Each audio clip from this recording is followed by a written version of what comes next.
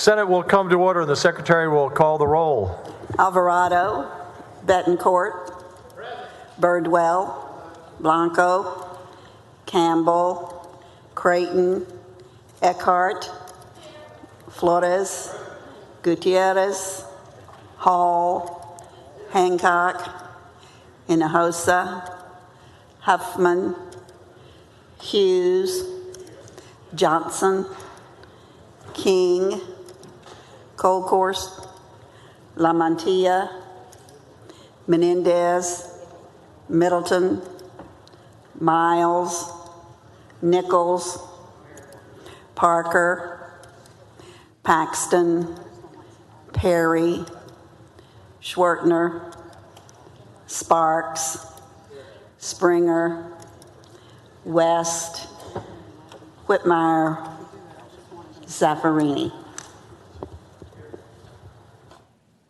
Members of the quorum present, please rise for the invocation delivered by Bishop Olson, Catholic Diocese of Fort Worth, and when he's here, we're a lot closer to heaven. Let me just tell you, he's Bishop. Let us place ourselves in God's presence. Almighty and eternal God, you know the longing of people's hearts, and you protect their rights anchored in human nature in accord with your design. In your goodness, watch over these men and women sworn to public service as senators of our state, so that people throughout Texas may enjoy freedom, prosperity, security, and peace. Your image lies in the hearts of all people. While we live among people whose ways are different from our own, whose faiths are foreign to us, and whose tongues are unintelligible to us, help us to remember that you love all people with your incomprehensible love, that all religion is an attempt to respond to you, and that the yearnings of our hearts are much like our own and are known to you. Help us all to recognize you in the words of truth, the works of beauty, and the actions of goodness and love. We pray in your holy name. Amen. Thank you, Bishop. You may be seated.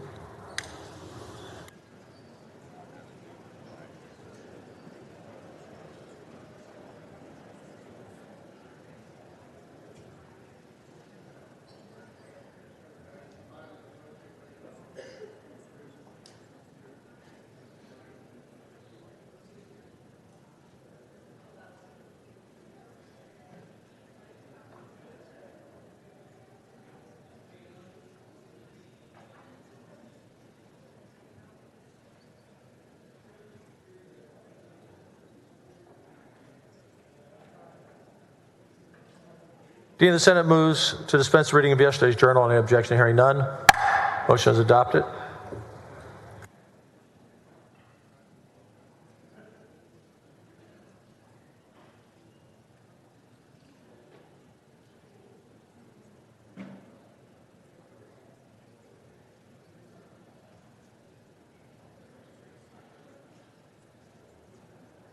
Welcome to everyone who's in the Senate chamber. Good to have you with us today. This is probably one of the busiest days we've ever seen in the Capitol in terms of people being here, I'm sure, as you've noticed the crowd, so good to have you with us.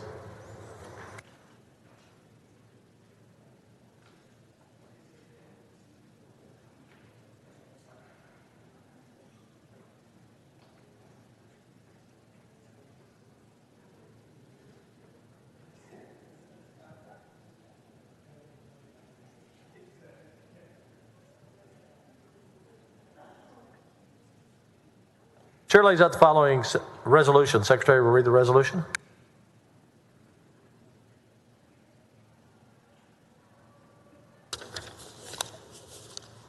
Senate Resolution 342 by Hancock et al., recognizing March 22, 2023 as the University of Texas at Arlington Day at the state capitol.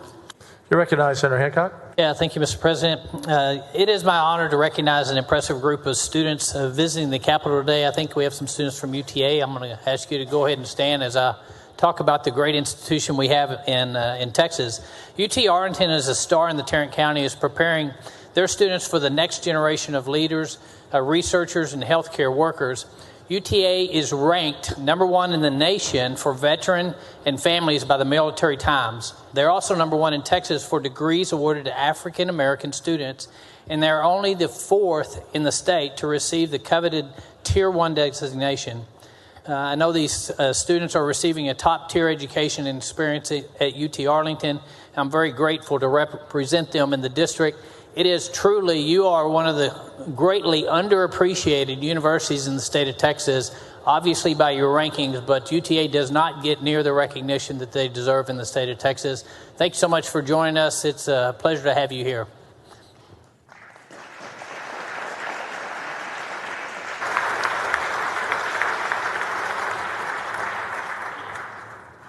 Thank you, Senator Hancock. The motion is on the resolution and objection hearing none. Resolution is adopted.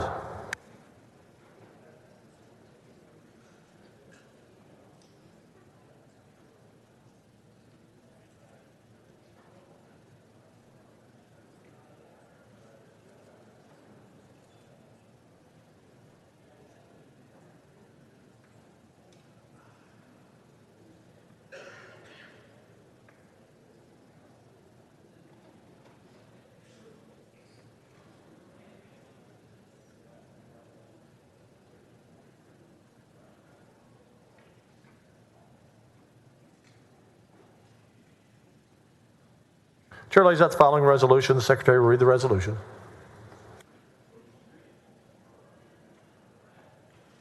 Senate Resolution 340 by Hinojosa and Lamantia, recognizing March 22, 2023 as Del Mar College Day at the state capitol.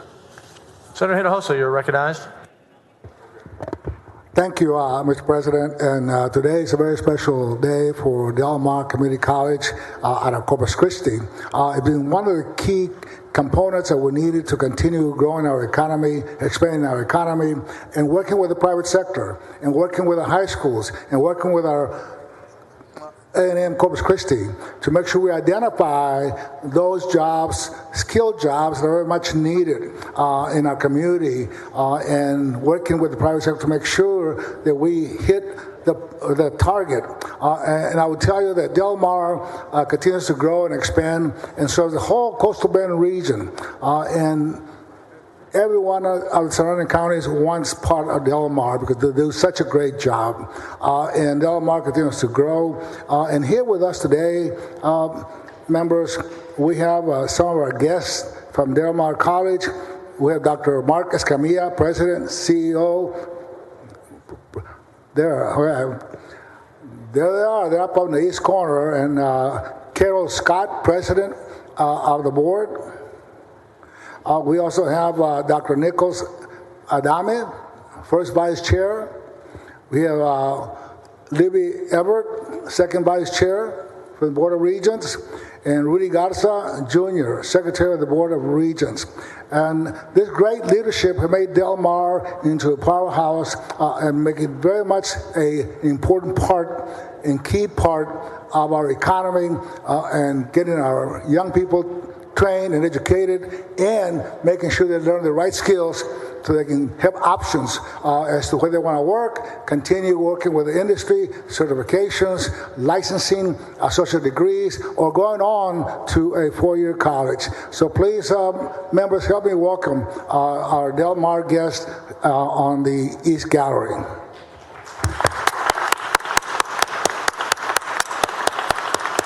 Senator Lamantia on the resolution. Thank you, Mr. President, and thank you so much, Senator Hinojosa, for bringing this resolution honoring Del Mar College Day. For over 80 years, Del Mar College has been a beacon of hope and opportunity for its students and the region, transforming countless lives and empowering so many to achieve their dreams. Thank you for your dedication to excellence, innovation, and service.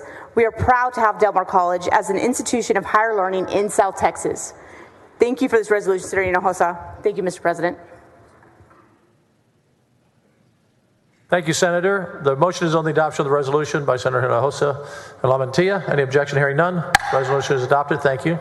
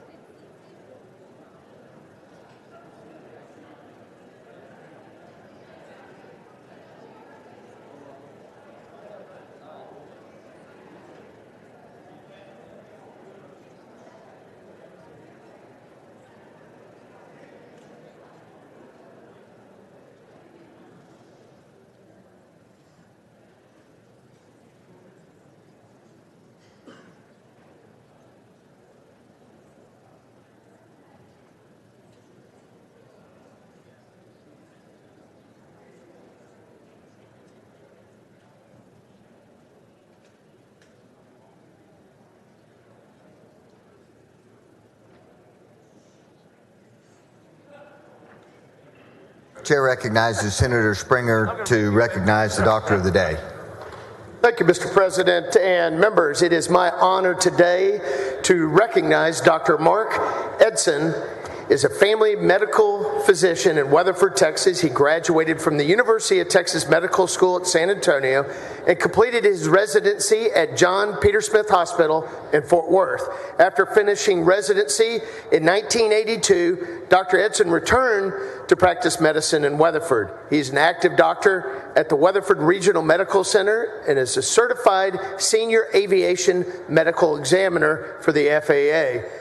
Dr. Edson also serves as an elder at Grace First Presbyterian Church of Weatherford and is also an active pilot. Members, please join me in welcoming Dr. Edson, and thank you for being here as our Doctor of the Day.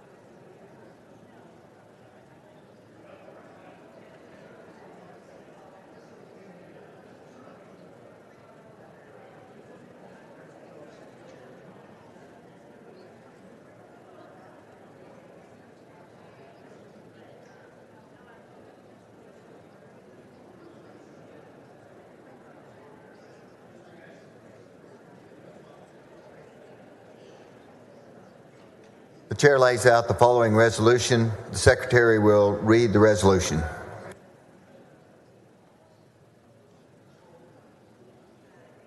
Senate Resolution 328 by Springer and Parker, recognizing March 22, 2023 as Denton County Day at the state capitol.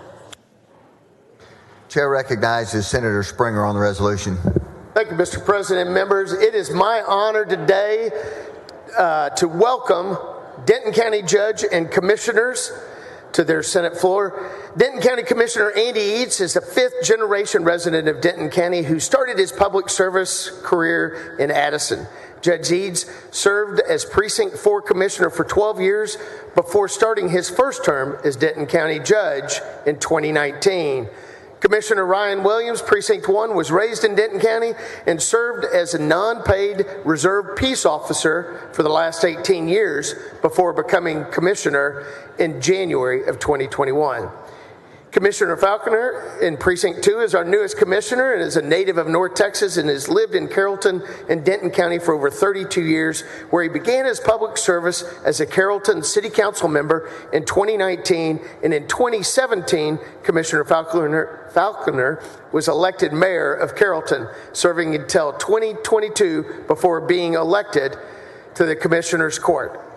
Commissioner Bobby Mitchell, Precinct 3, the one that is closest to God as she does the most beautiful prayers, has been a Louisville resident since 1971 and began public service in 1990 on the Louisville City Council.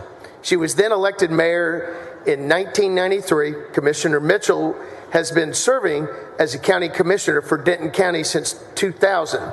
Denton County was created from the Peters Colony grant by the Texas legislature in 1846 and named for pioneer, preacher, lawyer, and soldier John Bunham Denton. The county has experienced remarkable growth in the recent years and has played a large role in stimulating the Texas economy by attracting many large businesses. With a population over 980,000, Denton is one of the fastest growing counties in the entire United States. Denton is home to my alma mater, University of North Texas, that beat OSU last night, 65-59, just dropping that in. And Texas Women University, the Corinthian NCTC, which offers technical and occupation classes to residents throughout the county and beyond. Denton County is one of the largest regions for horse breeding and trading in the southwestern United States. And the county also boasts the second largest sports facility in the nation, the Texas Motor Speedway. It is my honor to represent Denton County with Senator Parker. Members, can we have some order, please? With Senator Parker, and I believe he has a few comments he would like to make. Chair recognizes Senator Parker. Thank you, Mr. President and members. Well, it's my incredible honor to bring forward today to the body these incredible leaders from Denton County. We have an amazing judge and amazing commissioners, as you've heard from Senator Springer, and talk about all the amazing things that happen in Denton County. It's been truly the greatest honor and joy of my life professionally to be able to represent Denton County all the years in the House. And now, of course, Denton County is in Senate District 12 as well. But it's not just about being the best place to live and work and to create jobs and to play, but it's also about the people. It's about the family culture that we have in Denton County, the way we work together. There's just an incredible vibe in Denton County. We welcome everyone to Denton County. Come visit us. And we're so grateful for these incredible principled leaders that just serve for the right reasons. God bless you all, and welcome to all of our friends that do so much for Denton County each and every day. God bless you all, and welcome to your Texas capital. Thank you. Chair recognizes Senator Springer to close. Thank you, Mr. President, and thank you, Judge Eads, Commissioner Williams, Commissioner Falconer, Commissioner Mitchell, for everything you do for Denton County in this great state. It is an honor to have you here on the Senate floor. And so, members and those in the gallery, please, again, let us welcome the leadership of Denton County. If there's no objection to the adoption of the resolution, chair hearing none, the resolution's adopted.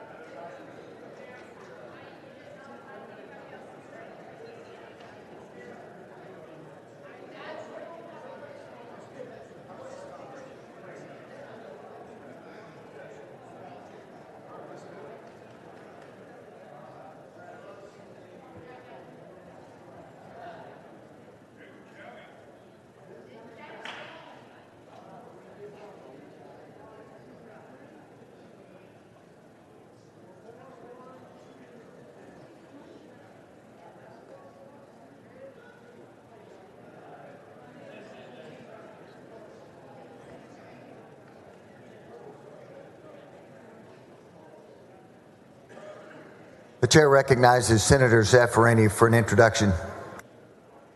Thank you, Mr. President. Mr. President and members, it is my pleasure to introduce Stuart Haas, who is our Senate page today and has been coming every session since he was 9. Stuart is a junior at Headwater School, where he is Secretary General of the Model United Nations and Vice President of Community Leaders. He plays the piano, electric bass, and the trumpet, and has studied martial arts for 12 years. His passion is international global studies, which he plans to study at American University or UT Austin. He says he enjoys being a Senate page because he enjoys politics and being part of the process of making laws and likes the energy of the Capitol. Mr. President, members, please join me in congratulating Stuart Haas for his wonderful accomplishments and for his service to the Texas Senate. Welcome, Stuart.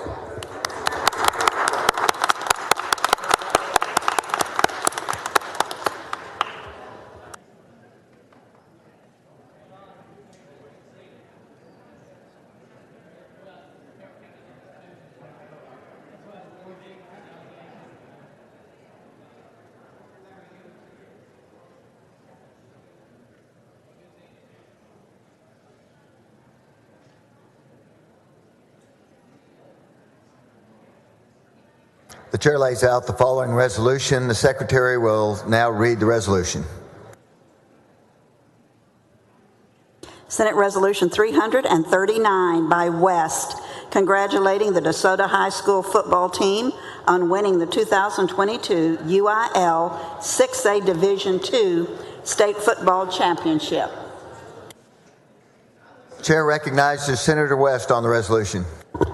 Mr. President and members, I know what you're thinking, and you're right to think that. We have champions in the 23rd Senatorial District. Unprecedented. All three of the UIL division, I guess it was 4A, Claude, 5 and 6A champions came out of 23rd Senatorial District. This team comes out of my hometown of DeSoto, and we're proud of the DeSoto Eagles. And so when you begin to think about what they did, they had the distinct pleasure of attending and participating in this ceremony. Many of these young men, ladies and gentlemen, have never been to this Capitol before, okay? And so it's a treat for them to come down to the Capitol and see exactly what goes on here in the state of Texas, and specifically Austin, especially with all of the different groups that we have down here today. They took to the field with a 13-2 record and won the title with a 42-17 victory over Austin Vandegrift. These young men are outstanding and disciplined athletes that are student athletes. And on the Senate floor, I have a distinct honor of having a friend and the athletic director, head coach, Claude, raise your hand, Claude Mathis. We have assistant coach, Leslie Beatty. Les is not here. We have scholar athletes, Jamarian Benvell, he's here. And we also have Crimson Mathis, he's here. Are you any kin to Coach Mathis? Okay, yeah, right, all right. And so these young men and also the coach are the poster for the Eagles. And joining us in the gallery, I want to make certain that we ask all of the other mighty Eagles to stand up. And these are the champions. Y'all stand up so we can recognize you. Let's recognize these champions here. Congratulations, each and every one of you, administrators of the DeSoto Independent School District. You're UIL champions, the DeSoto Eagles. Yes, I do have some other championship teams coming back this week too. Not this week, but before the session's over with. I move adoption of Senate Resolution 339. There's no objection to the adoption of the resolution. Hearing none, the resolution is adopted.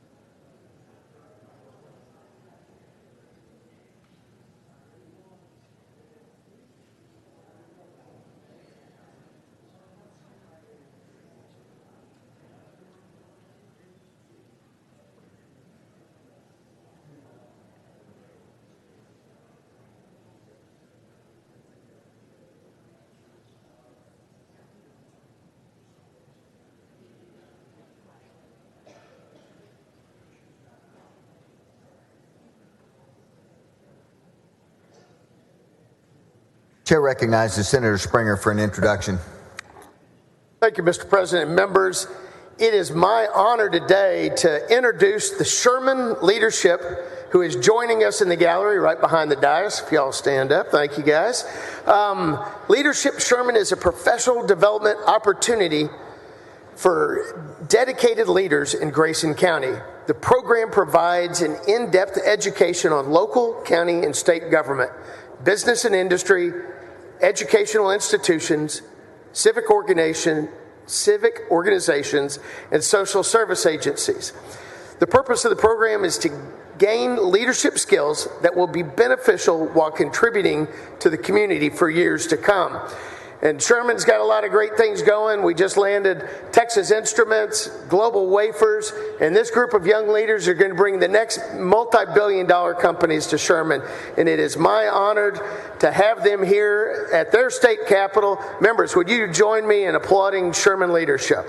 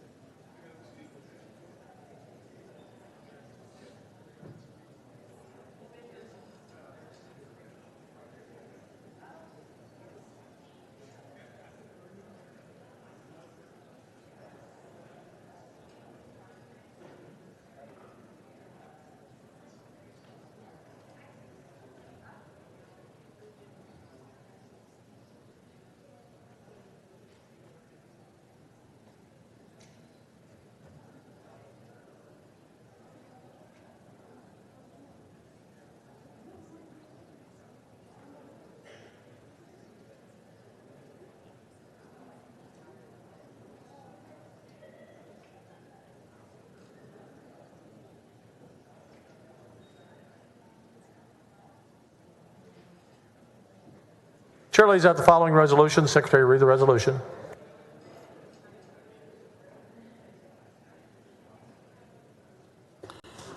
Senate Resolution 327 by Creighton et al., recognizing March 22, 2023 as Texas Realtors Day at the state capitol. Senator Creighton, I want you to know I'm wearing my realtor tie today. There you go. Very sharp. They designed this tie, and I told them yesterday, I'm going to wear the tie. I knew what I was wearing the next day as a suit. It looks, you made this just for me, right, Mark? That's right. All right. Anyway, you're recognized. Thank you, Mr. President. Members, today I'm pleased to welcome our Texas Realtors to the state capitol. Buying a home is the most significant purchase that most Texans will ever make.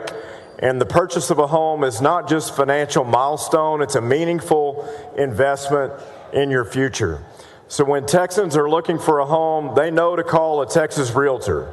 The housing market throughout the state's been on fire for many years, and it's the Texas Realtors who have helped their clients navigate the process. But even more, Texas Realtors know that they're providing their clients with more than a house. They're helping them find a home. They're helping their clients to find a neighborhood. They're helping them to find a good school. They're helping them to find a Texas community that they love. The Texas Realtors are strong advocates for what makes Texas the most attractive state to move and relocate. Members, we know that Texas is the number one-way U-Haul rental destination in America. And yes, to our friends in Florida, that's the truth. You all give back to your communities. You advocate for important legislation. Our Texas Realtors give a voice to Texans across the state.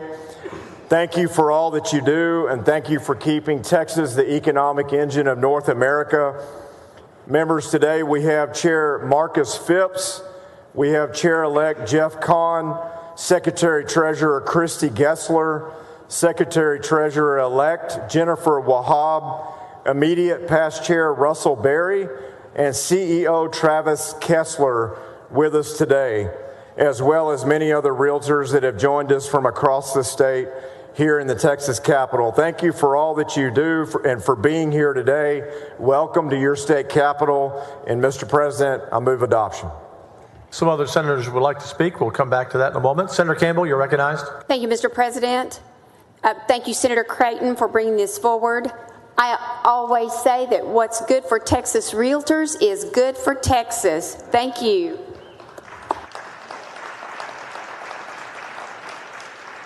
Senator Bettencourt, you're recognized. Thank you, Mr. President. And it's hard to top the yellow rose of Texas when she summarizes it so well.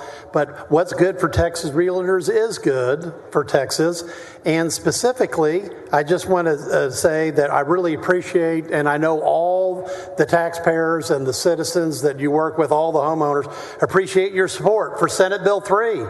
And today I hold in my hand bills that will raise the homestead exemption for every home in Texas to $70,000 and for over 65 to $100,000. So y'all need to stay around and watch us pass this, because it's your motto, home ownership for life. And that's what these bills are, is home ownership for life. And thank you for speaking up and being for this plan and saying that the appraisal caps don't work. I appreciate the reality. And more importantly, we appreciate your service to everybody in Texas. Thank you so much, Senator Creighton, for bringing this bill. But it's an historic day. We have the realtors and we have historic tax relief coming. And it's for all of your customers. Thank you. Thank you, Senator Bettencourt. The motion is on the adoption of the resolution saluting the Realtors of Texas. Any objection? Hearing none, the resolution is adopted. Thank you, Senator Creighton. Thank you all for being with us.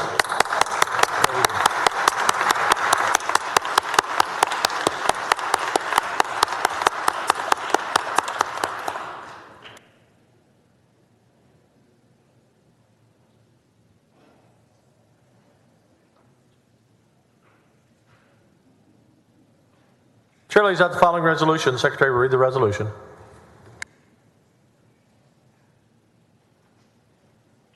Senate Resolution 336 by Eckhart et al., celebrating the 40th anniversary of the Austin radio station KAZI FM 88.7. You're recognized, Senator. Thank you so much. I'm so excited to celebrate belatedly the 40th anniversary of KAZI FM 88.7. Their 40th anniversary was on August 29th, 2022. I think they're here somewhere. I have an old school car with a preset on the radio. There we go. My old school car with the preset on the radio. One of the presets is KAZI. A couple of my favorite programs are Iron Sharpens Iron and Democracy Now! KAZI is the definition of community radio, funded entirely by local listeners and community sponsors, with its unique mix of R&B, soul, hip-hop, jazz, gospel, blues, reggae, Zydeco, talk, community information, news, and so much more. KAZI has solidified itself as a pillar of the Austin community, founded in 1982 by Dr. John Warfield, a professor of African American Studies at the University of Texas. KAZI is the oldest community radio station here in Austin. And for the last 40 years, KAZI has succeeded in its mission to provide high-quality education, culture, music, and public affairs programming with special emphasis on media access for the African American community and other groups previously unserved or underserved. Now staffed almost entirely by volunteers committed to providing equitable media access to its diverse audience in the Austin area, we have two of the people behind it all here today, and I'd like to honor Marion Nickerson, the interim station manager, and Sharon Jones, a KAZI volunteer. It's so great to have you all here. Thank you for the work you do for the city, and to all the folks continuing to make KAZI a shining light among our local media. And I would ask you all to join me in applause for these wonderful folks.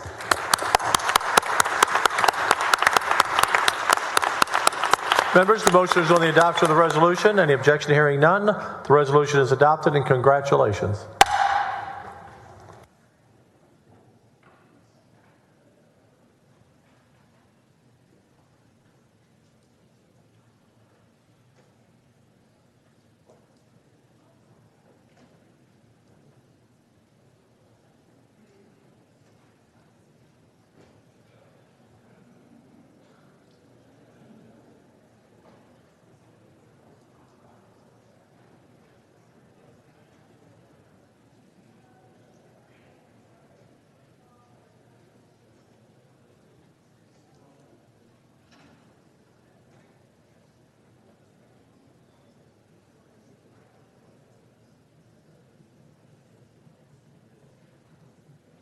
Shirley, is that the following resolution? Secretary, read the resolution.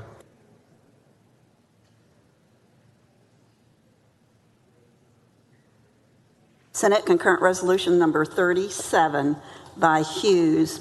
Whereas proud residents of Mineola are celebrating the 150th anniversary of their community's founding in 2023. And whereas Mineola was established in 1873 when the International Great Northern Railroad and the Texas and Pacific Railway built lines through the northeastern region of the state. The town became a vital part of the area's commerce, and trains often stopped for crew and passengers to drink from the health-giving waters of the community's artesian well. And whereas by 1890, the population of Mineola had grown to 2,000 people, and the town boasted 7 churches and several schools, hotels, and banks.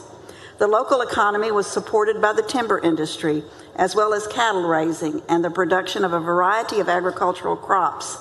A chair factory was opened in 1886, and the facility later operated as a crate and basket factory until 1952. In the 1940s, the discovery of oil in Wood County and the construction of a railroad shop further bolstered the town's economy. And whereas today, Mineola is a designated national Main Street city, and its picturesque downtown is a popular destination for tourists. In addition to a variety of local shops and restaurants, residents and visitors alike enjoy such attractions as the annual Iron Horse Heritage Festival, the Mineola Nature Preserve, and the Lake Country Playhouse and the historic Select Theater. And whereas celebrating their rich history as they work to build an even brighter future, the people of Mineola are justifiably proud of their community, and it is indeed a pleasure to honor their contributions to the story of the Lone Star State on this milestone occasion. Now therefore be it resolved that the 88th Legislature of the State of Texas hereby commemorate the 150th anniversary of the city of Mineola and extend to its citizens sincere best wishes for the future. Senator Hughes, you're recognized. Thank you, Mr. President. Thank you, members, for joining us to celebrate the 150th anniversary of the founding of Mineola, my hometown. Many of you have been there, and Mrs. Spall recounted some of the things that we're known for and that we're proud of. The Mineola Nature Preserve, 3,000 acres along the Sabine River. It's a beautiful park owned by the city. It's a major attraction for us. We're so thankful for it. Also, the Select Theater, which Mrs. Spall mentioned, the oldest continuously operating movie theater in the state. A number of politicians who come from Mineola, don't hold that against them, but more than one member of the legislature. Governor James Stephen Hogg, who we know was our first native-born governor, had his first law office in Mineola. And Willie Brown, who was the Speaker of the California Assembly, Mayor of San Francisco, also a native of Mineola. Many things we could say, but I want to welcome our friends who are here. I'm going to ask them to rise, who are joined over in the east. Y'all stand up. We've got Mercy Rushing, who's our city manager, who's worked on economic development and tourism for years. Tim Rushing, who's a local business owner and employer on our Civic Center Endowment Board, and then Owen Tyner, who directs marketing and tourism. I've known Owen his whole life, and Tim and Mercy most of their lives. I'm so proud to have them here, and I thank you, Senators, for joining me in welcoming them. And as we do that, as we welcome them to their Texas capital, I move adoption of Senate Concurrent Resolution 37. Thank you, Senator. Thank you for being with us. Motion is on the adoption of the resolution. Hearing any objection? Hearing none. Resolution is adopted. Thank you, Senator. Thank you, Mr. President. Thank you, members.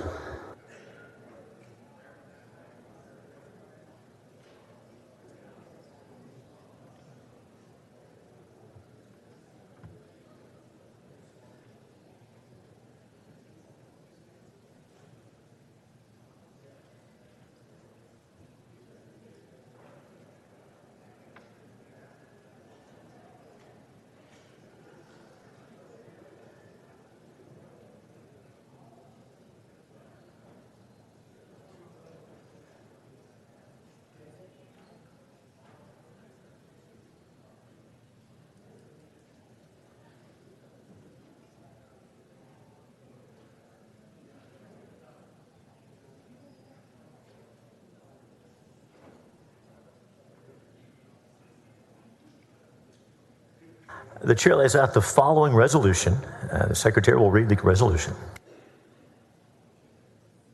Senate Resolution 341 by Campbell and Zaffarini, recognizing March 22nd, 2023 as Buda Day at the state capitol. The chair recognizes Senator Campbell on the resolution.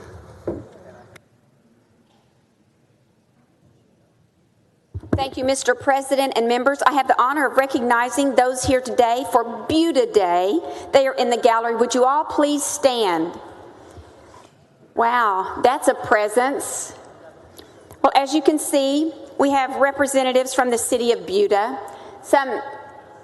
So many were able to come today, and thank you so much. Senator Zaffarini and I appreciate that. We both get the privilege of representing Buda.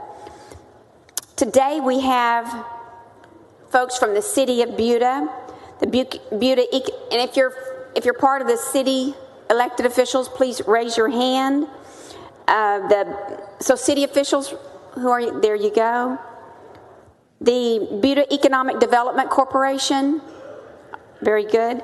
Buda Area Chamber of Commerce, met him a while ago. Hayes Consolidated ISD, there you go, thank you. And many other community officials. You know, with a population of nearly 16,000, Buda is among the fastest growing cities in Texas, and with good reason.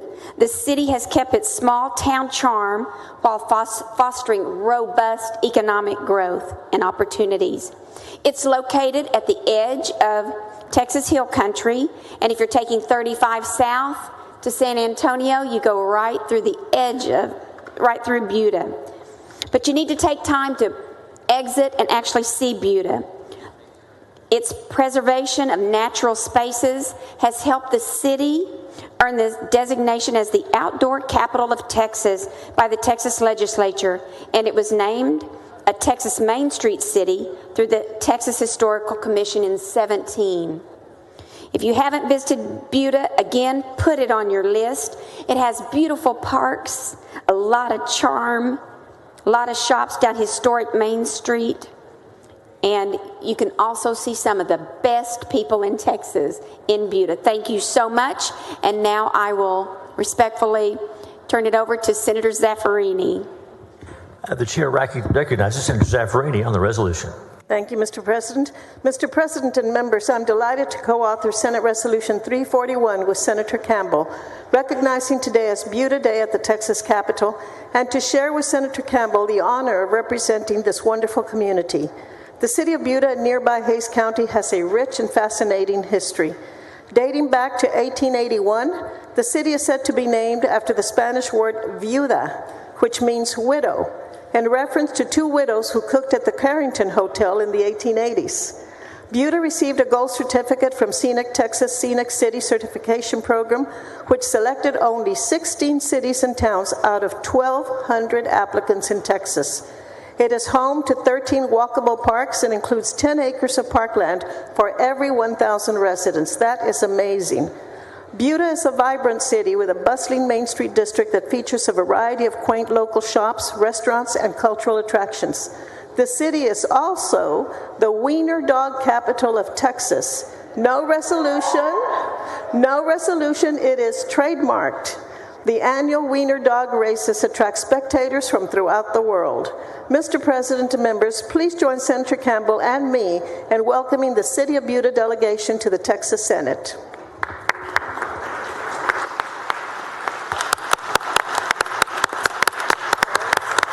The chair recognizes Senator Campbell to close on the resolution. And Senator Zaffirini and I, are you students from Buda? Yes? Well, I had my back turned away from you. I'm sorry about that, but Senator Zaffirini and I want to welcome you to your Texas Senate. Folks, some of our youngest and brightest growing up to take care of Texas's future. Thank you for coming. Help me welcome them.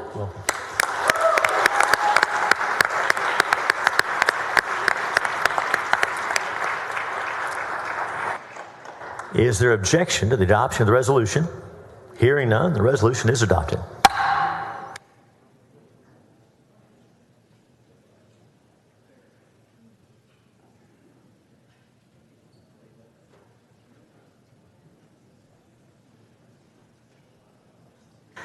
The chair lays out the following resolution. Will the secretary read the resolution? Senate Resolution 338 by Gutierrez, recognizing March 22, 2023 as Pearsall Day at the state capitol. Chair recognizes Senator Gutierrez on the resolution. Thank you, Mr. President. And I want to direct everybody's attention to the north side of the gallery. I think we've got some folks from Pearsall. I can't see them too well, but if you could stand, there you are. Thank you all for coming. We certainly appreciate you. Today is Pearsall Day at the Texas Capitol. Pearsall, members, traces its origins to February 15th, 1882, when the International Great Northern Railroad and the New York and Texas Land Company platted a town along those tracks between Freotown and Pleasanton in what is now Frio County. This area of Texas is regarded as a hunter's paradise with abundant wild game and prime hunting grounds and a vast array of agricultural products. It's actually considered the largest peanut monument in Texas is actually in Pearsall. There are numerous parks and it's just a wonderful place to visit. But what I want to suggest to everybody that's here listening, all the members that are here, is that it's towns like Pearsall, because we are proud, and I know Senator Flores has represented this community as well. It's towns like Pearsall that literally fuel the engine that is our Texas economy. Isn't that right, Senator Perry? We talked about this yesterday. Senator Perry and Senator Blanco, they have the Delaware Basin. In the Permian Basin, the Delaware is a sub-basin. We have Eagle Ford Shale, and all of your constituents working in Eagle Ford Shale and that are funding and fueling the energy and that moves our economy through the severance tax. So I want to thank you all for that. We have Mayor Ben T. Briscoe. Mayor, if you can wave your hand for us, thank you. Councilmember James Leal, Councilmember Sonia Hernandez, Councilmember Tiffany Talamantes, Councilmember Leonel Gándara, Councilmember Rachel Garza, Councilmember Ramiro Trevino, the City Manager Federico Reyes, thank you. We have the Public Works Director, Hector Gándara, the Chief of Police, Daniel Flores, Ernie Gonzalez, of course, is with him, Fabio Gonzalez, and Mitchell Gonzalez. I want to thank you all for coming and welcome to your Texas Capitol.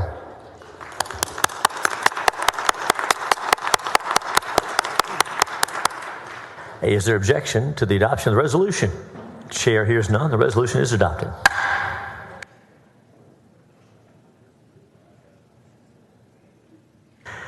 The chair lays out the following resolution. Will the secretary read the resolution?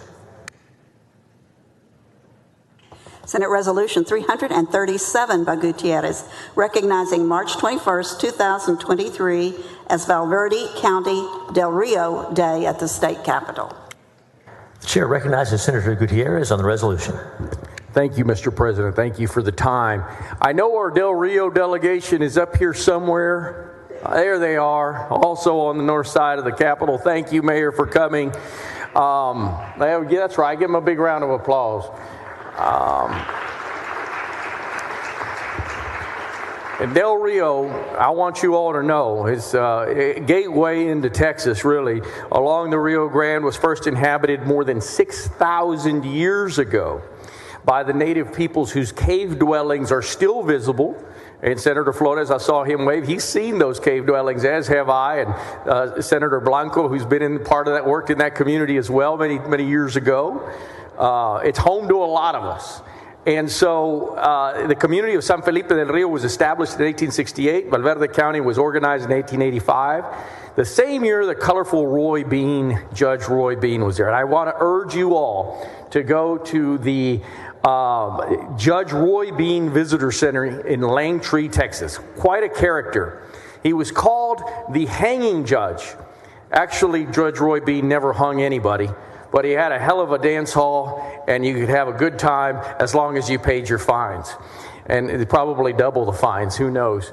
But it's a wonderful place known for sheep and goat ranching, wool mohair industries. And I do want to talk about this. And we talk about this often, all of us. It is home to Laughlin Air Force Base, and we talk about our military bases and how important they are to us. But Laughlin Air Force Base is famous for one of the most important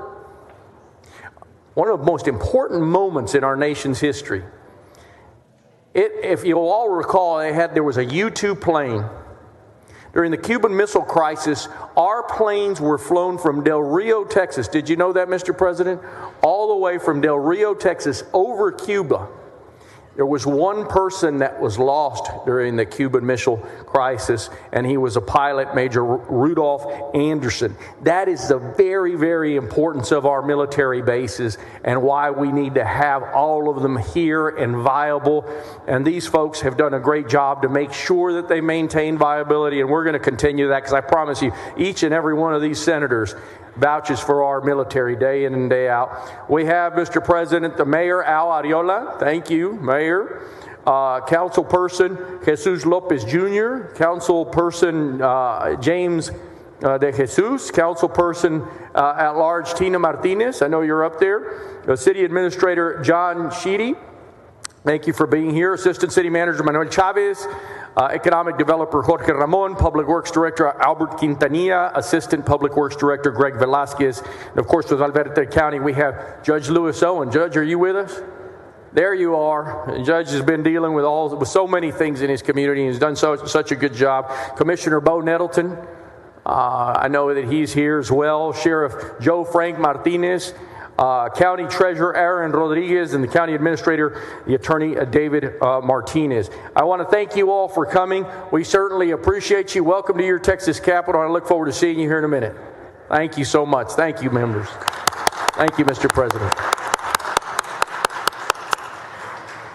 Is there objection to the adoption of the resolution? Chair hears none. The resolution is adopted.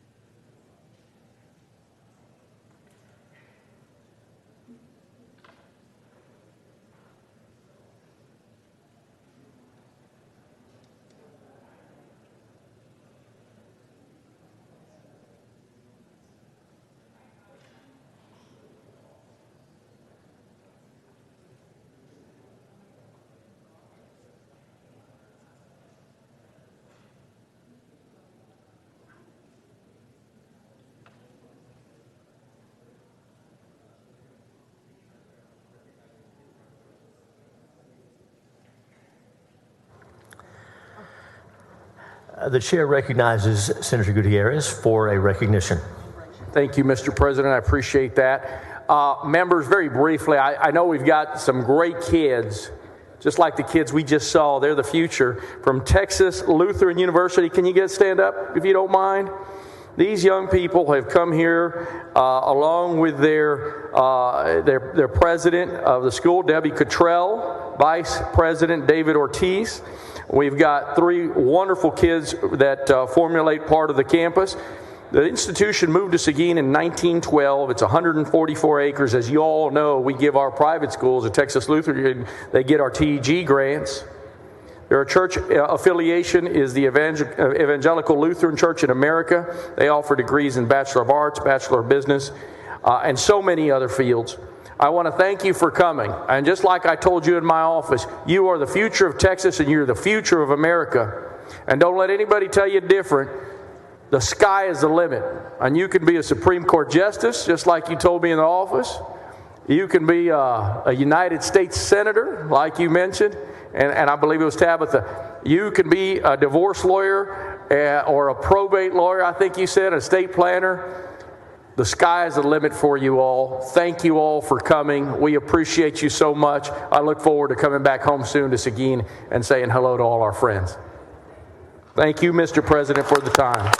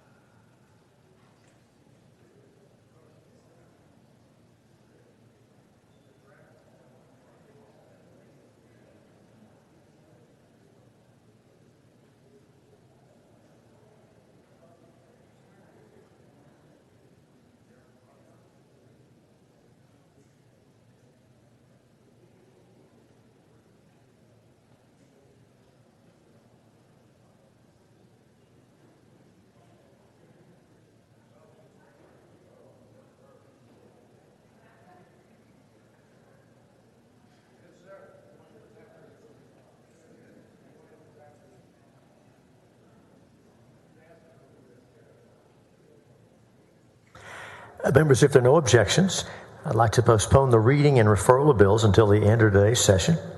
Is there objection? Chair hears none. Reading and referral is postponed.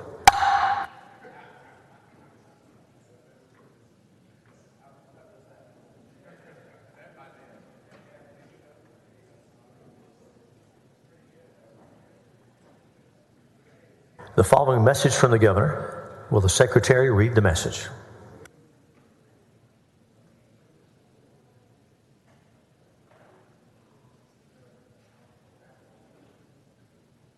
To the Senate of the 88th Legislature regular session, I ask the advice, consent, and confirmation of the Senate with respect to the following appointments. To be members of the Texas Transportation Commission: Alejandro G. Alex Meade III, Mission; Stephen D. Steve Alvis Hockley. To be members of the Texas School Safety Center Board: Melissa D. Dunbar, Cedar Point; Dr. Edwin S. Flores, Dallas; James M. Mosley, Borger; Noah E. Perez, Laguna Vista; Michael L. Slaughter, Wiley; Jill M. Tate, Colleyville. Respectfully submitted, Greg Abbott, Governor of Texas, to nominations.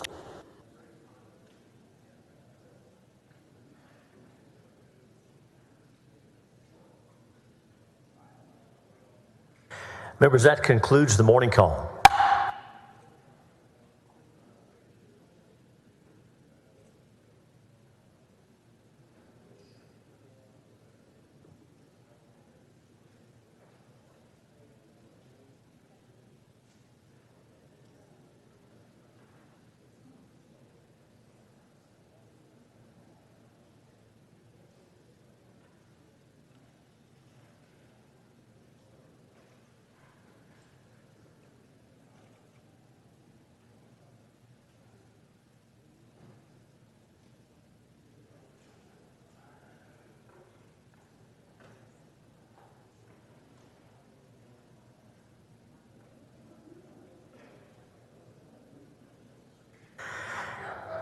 Senator Nichols is recognized for a motion to suspend the regular order of business on committee substitute to Senate Bill 222. Thank you, Mr. President. I move to suspend the Senate's regular order of business to take up and consider the committee substitute for Senate Bill 222. For the first time, a paid parental leave benefit for state employees provides 6 weeks, or would provide 6 weeks of paid leave for the child of a birth, adoption, or birth of a surrogate, through surrogate, 2 weeks paid for spousal leave. Under current law, state employees are granted no paid leave following the birth of a child and must exhaust any and all available sick or vacation time or utilize unpaid leave available under the Federal Family Medical Leave Act. What's more, state employees' parents who adopt a child or have a child via a surrogate are not eligible to utilize accrued sick leave and are left to burn through all their vacation time or take unpaid time off. Paid parental leave will help the state attract and retain talent while combating the workforce shortage. Research indicates that women who are offered paid parental leave are much more likely to return to the workforce after having a child. This will have a net positive effect on the economics of returning employees to our state agencies. The data is clear that a paid parental leave policy for state employees makes sense. The passage of this legislation will highlight the necessity of paid leave for new mothers and encourage private employers to follow suit. As one of the largest employers in the state, Texas should be a leader in supporting mothers and their babies. Long term, this policy will promote maternal mental, physical health, and reduce health care costs for the state, while promoting healthy child development, a cornerstone for a strong and robust economy. With that, I move suspension of the state's regular order of business. Senator Mendez, for what purpose? The gentleman yield for a question. Does the gentleman yield? Of course. He yields. Thank you, Mr. President. Senator Nichols, thank you for bringing the Senate Bill 222. If I recall correctly from the testimony in committee, this will be the first time state employees will receive this type of leave, parental leave, that will allow, and those who testified, if I recall correctly, did they not testify that they had to choose between getting rid of all all of their sick time, all of their vacation time before they could or not be with their child. Is that correct? Is that what we heard? That's with the birth of a child. With an adoption, that's not even allowed. Sick time is not even allowed, as I understand it. Not even allowed with adoption.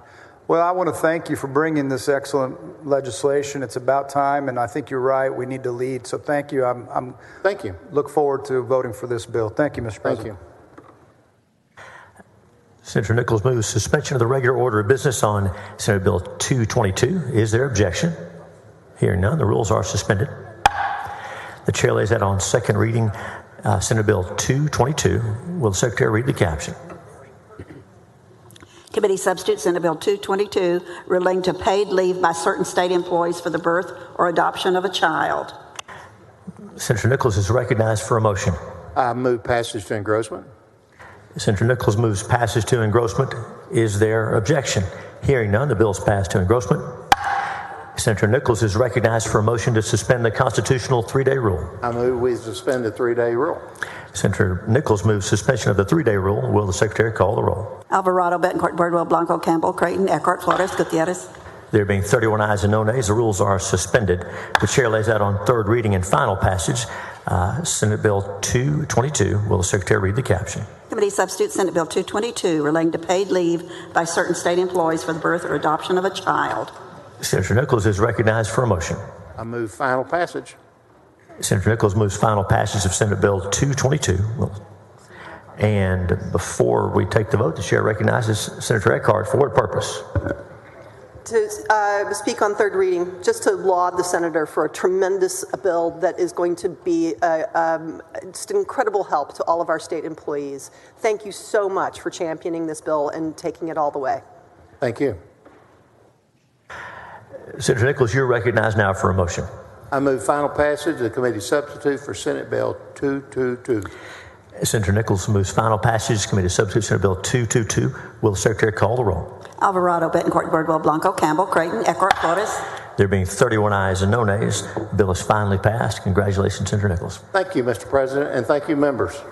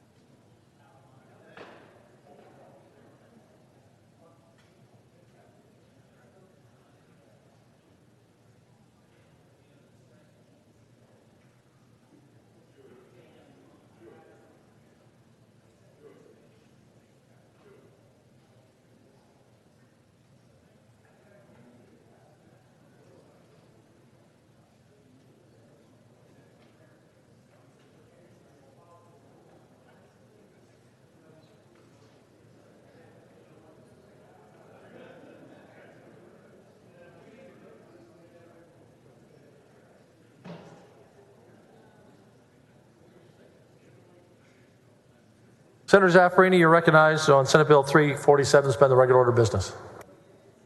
Thank you, Mr. President. Mr. President and members, I move to suspend the Senate's regular order of business to take up and consider at this time Senate Bill 347 related to the extension of a driver's license suspension or disqualification following certain convictions. Members, this is simply a cleanup to a drafting mistake that was made in House Bill 162 of 2019. Generally, the bill would correct a drafting error in that bill to ensure a 90-day suspension cap for persons convicted of driving without a valid license. Mr. President, I move suspension. Any objection? Hearing none, rules suspended. Chair lays out in second reading. Senate Bill 347. Secretary, read the caption. Senate Bill 347, relating to the extension of a driver's license suspension or disqualification following certain convictions. You recognize on passage to engrossment. Thank you, Mr. President. I move passage to engrossment. Any objection? Hearing none, bill passed to engrossment. You recognize suspend the constitutional 3-day rule. Thank you, Mr. President. So moved. Secretary will call the roll. Alvarado, Betancourt, Birdwell, 31 ayes, no nays. Rules suspended. Chair lays out in third reading and final passage. Senate Bill 347. The Secretary will read the caption. Senate Bill 347, relating to the extension of a driver's license suspension or disqualification following certain convictions. You recognize on final passage. Thank you, Mr. President. I move final passage. Secretary will call the roll. Alvarado, Betancourt. 31 ayes, no nays. Bill is finally passed. How many is that already? 4. Okay. Thank you, Mr. President and members. But we have 9 or 10 weeks to go.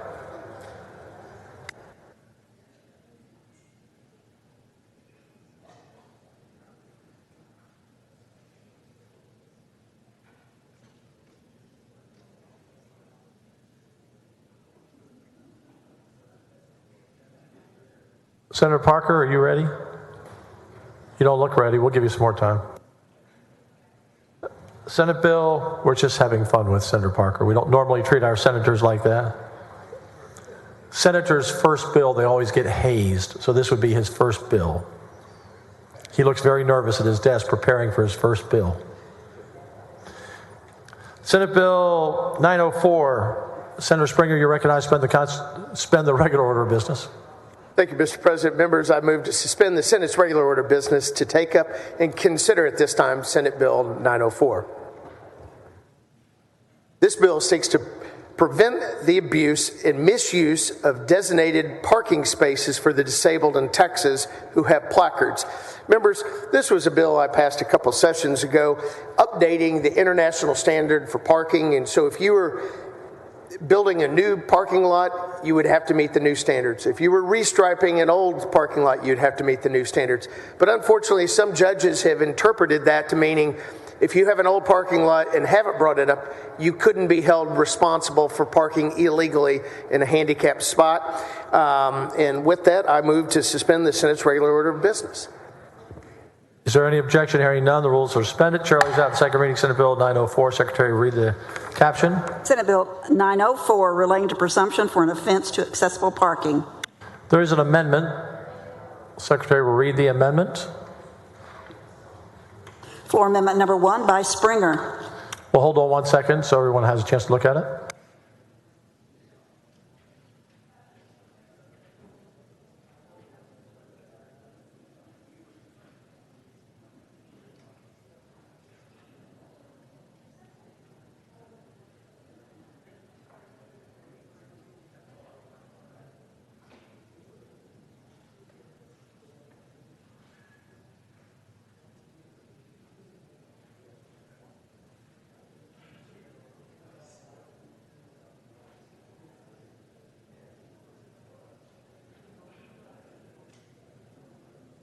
Senator Springer, on your amendment. Senator West is harassing me up here. Yeah, I could tell. Thank you. Mr. President, hey, members, this floor amendment simply gets the bill into legislative council draft. As we've been moving quickly this session, some things are catching up, and so there is no substantive changes from the original bill as laid out in transportation. And I move adoption. Any objection? Hearing none. Amendment is adopted. You're recognized to passage to engrossment. I move passage of Senate Bill 904 to engrossment. Any objection? Hearing none. Bill passed to engrossment. You recognize suspend the constitutional 3-day rule. I move to suspend the constitutional rule that bills be heard on 3 several days. Secretary will call the roll. Alvarado, Betancourt, Birdwell, Blanco, Campbell. 31 ayes, no nays. Rule suspended. Chair lays out in third reading and final passage. Senate Bill 904. Secretary will read the caption. Senate Bill 904, relating to the presumption for an offense to accessible parking. You recognize the final passage. Thank you, Mr. President and members. I move final passage of Senate Bill 904. Secretary will call the roll. Alvarado, Betancourt, Birdwell. 31 ayes, no nays. The bill is finally passed. Thank you.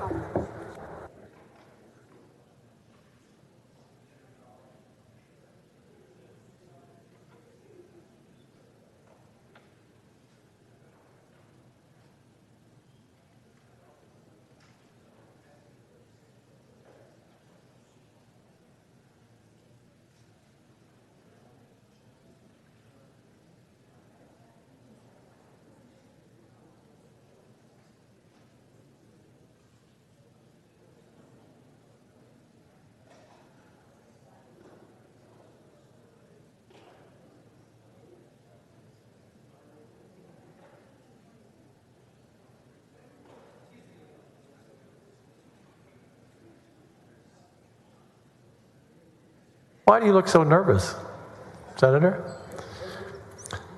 You are recognizing your very first bill committee substitute for Senate Bill 621 to suspend the regular order of business. Senator Parker suspends the regular order of business. Any objection? Hearing none. We now lay out committee substitute for Senate Bill 621 on second reading. Secretary, read the caption. Committee substitute Senate Bill 621 relating to the position of Chief Information Security Officer in the Department of Information Resources. Senator Parker now moves to move to engrossment. Thank you very much. Any objection? Hearing none. Bill passes to engrossment. You're now recognized to suspend the constitutional 3-day rule. You're going to smile. He smiled and said that. Secretary will call the roll. Alvarado, Betancourt, Berger, There be 31 ayes, no nays. Constitutional 3-day rule is suspended. Chair now lays out on third reading and final passage committee substitute for Senate Bill 621. Secretary, read the caption. Committee substitute Senate Bill 621 relating to the position of Chief Information Security Officer in the Department of Information Resources. On his very first bill, he asked final passage. Any objection? Secretary will call the roll. Alvarado, Betancourt, 31 ayes and no nays. Thank you very much for all your preparation for that bill. Thank you very much. Thank you, Mr. President.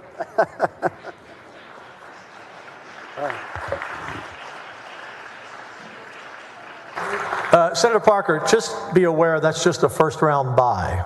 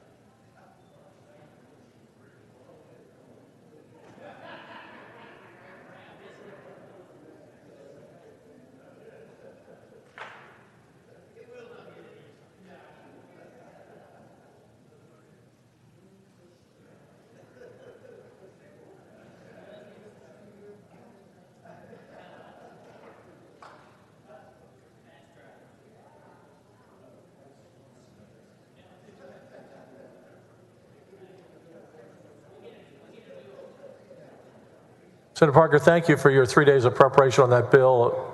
No one has ever been so eloquent on passing their first bill as you were.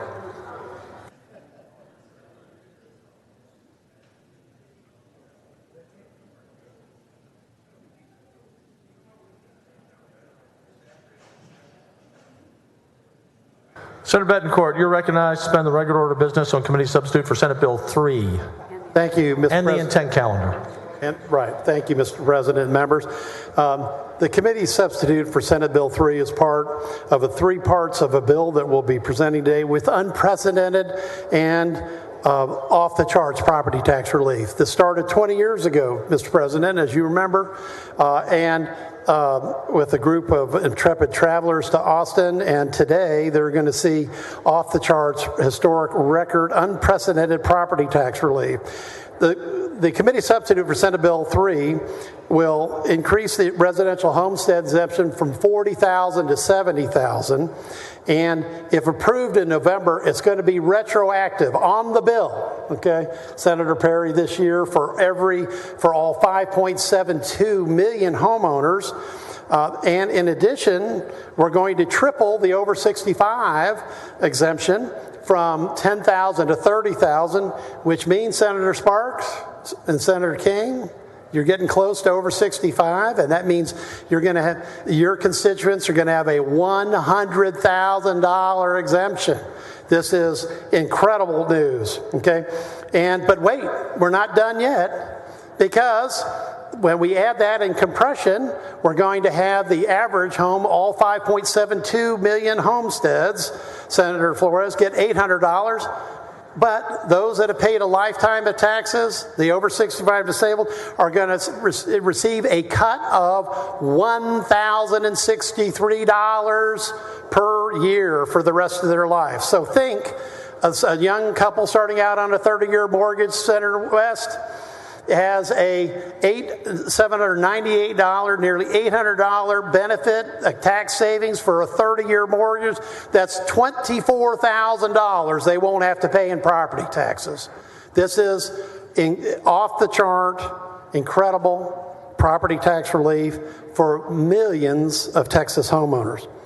Now, it's got a couple favorite little parts in the future that whenever we extend a homestead exemption in the future, we won't have to go back to the voters again, Senator Hinojosa, and vote again like we're doing this one more time. It's going to be automatic. So if we pass a homestead exemption, we won't have to go back and ask for permission for it being applied to over 65 households again. So there's no more catch up. And then finally, I want to make this clear that the original bill had a fiscal note of January 1st, 2024.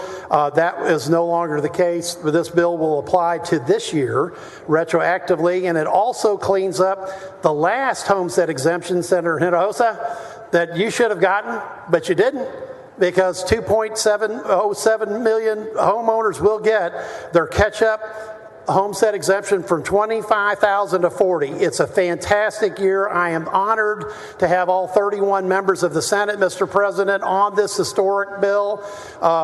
This is tax relief that Texans have been crying out for, and we're going to deliver it this year. If passed by the legislature and approved by the voters in November, they're going to see this record tax relief, $800 per homestead, $1,062 for over 65s this year on their tax bill. And with that, Mr. President and members, I move suspension of the intent calendar rule and the regular order of business to take up and consider committee substitute for Senate Bill 3. Senator Hinojosa? Senator Bethencourt, yield? Absolutely. Well, first of all, thank you, Senator Bethencourt. As you well know, probably the number one complaint from our constituents is always about property taxes and how high they are. And we have worked for years trying to make sure that we lower property taxes. And some of the property taxes right now, quite frankly, are more than the monthly mortgage payments that many homeowners have. But I just want to emphasize and make it clear that you said that this bill, Senate Bill 3, as substituted, would increase the homestead exemption to 70,000. That's correct. Now, I don't have a special interest or conflict of interest, but if you're over 65, you also get additional $30,000. That's correct. Now, as you well know, many times we write the intent of the legislation. I just want to make sure it's clear that our property tax assessors throughout the state of Texas understand that, because many times what they will do, they'll take only the 70,000 homestead exemption and ignore the 30,000, and they will say 30,000 is just part of the 70,000. Well, there's no ignoring this bill, Senator Hinojosa, because it's laid out crystal clear that it will be retroactive this year and that the 70,000 exemption will be for all 5.72 million Texas homesteads. And then the 30,000 addition is for 2.075 million Texas over 65 and disabled homeowners. And the great result of that is that with the language here, we're catching up on the previous homestead exemption increase for over 65. We'll have an automatic catch up in any future exemption. It means that over 65s get all of that this year. It's incredible tax relief. Because for a home, like an average home in your area, this is for calculations are on an average home of $331,000. But in an area like yours, it may be a little less. So that $100,000 exemption is a whopper for an over 65 homeowner, and it's a welcome. Anytime you give out $1,000 of tax relief, it's welcome. But it's really welcome in a Senate district like yours too. And also, I would assume that there are provisions for veterans who are disabled in terms of the exemptions that they provided to them. Right. Well, you've got basically some tie-ins to all the above, and basically what you've got is a veterans tie-in on the over 65s. So this will only affect school taxes, though, because most of those are operative in city and county. Well, your legislation, thank you very much for your hard work on this issue. I know you and Lieutenant Governor Patrick and the leadership and all of us have been making this a priority for our constituents. They'll be happy to hear when this bill is finally passed and the constitutional amendment is adopted, because it's a great relief to our constituents who have to pay such high property taxes, and the local taxing districts always try to find a way to get around the legislation we pass as we try to control and manage the increase of property taxes. Thank you so much for your leadership on this. No, and thank you, Senator, for being one of the first people to sign on to the bill in a bipartisan avalanche of support. You know, the last homestead exemption that this body passed and the House was passed unanimously, and it provided only $15,000 of additional relief. That was enough to have all the homes in Houston and in Austin and San Antonio, their entire combined tax bill, all homesteads, to be lower. With this type of firepower, we're looking at doubling that exemption, tripling the over 65 exemption, and that means we're going to have millions of homeowners bills that are going to be down across the state. I just look forward to this passing. I hope by 85, 90, maybe who knows how many percent in November. Well, thank you, Senator Bettencourt, for your leadership. Thank you, Mr. President. Thank you, Senator Hinojosa. I know Senator Hinojosa many years ago when I was at McAllen. We started talking about property taxes for your district back then, so you've been on board forever. Senator Springer, you're recognized. For what purpose? To ask the author a couple questions.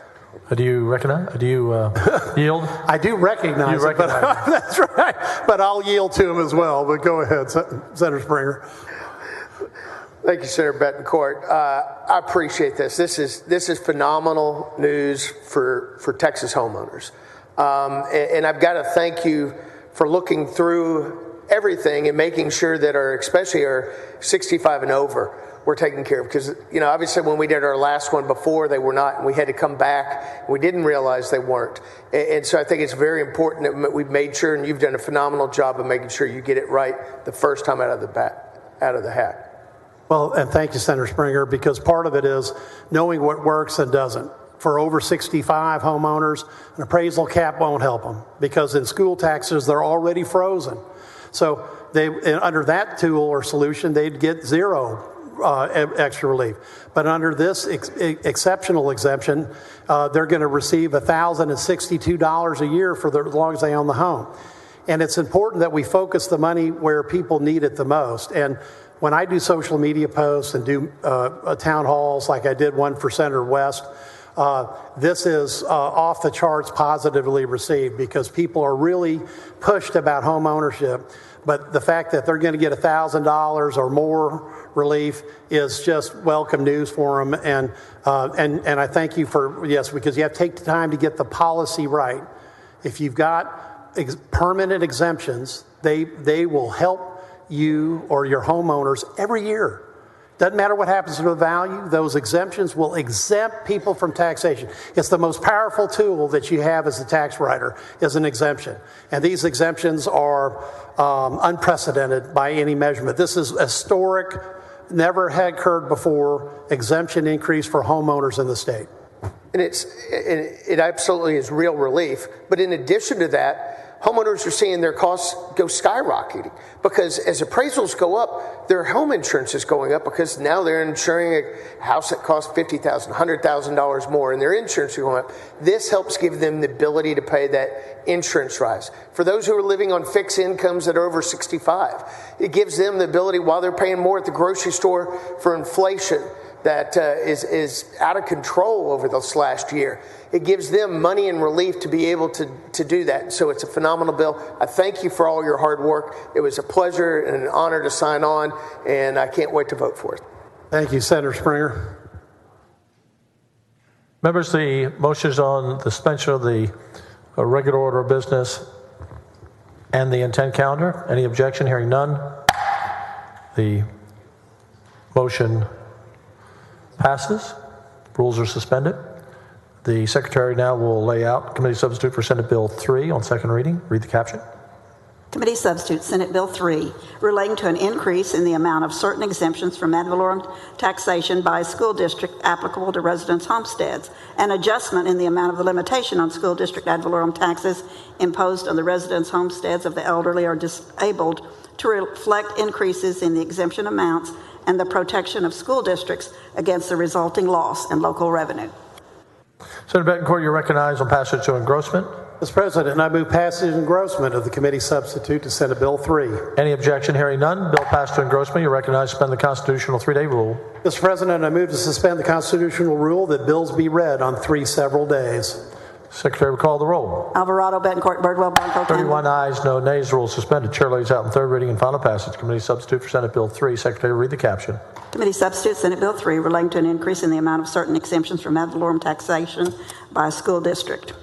So, Senator Betancourt, thank you for your work on this. Most of the members on the floor from both parties were here in 2015 when the homestead exemption was $15,000, that it had been that way for decades.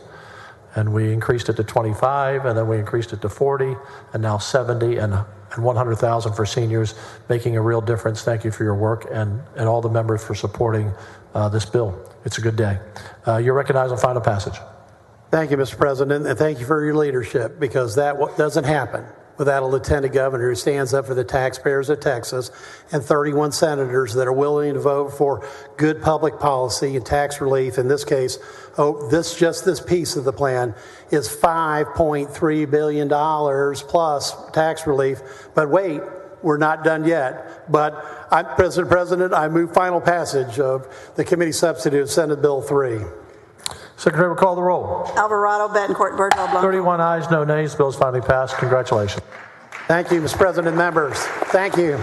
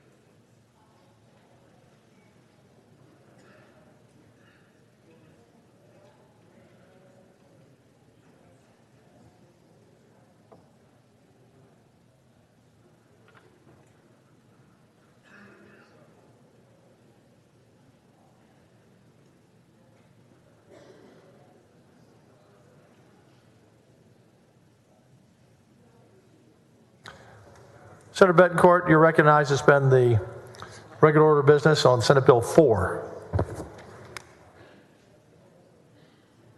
Thank you, Mr. President.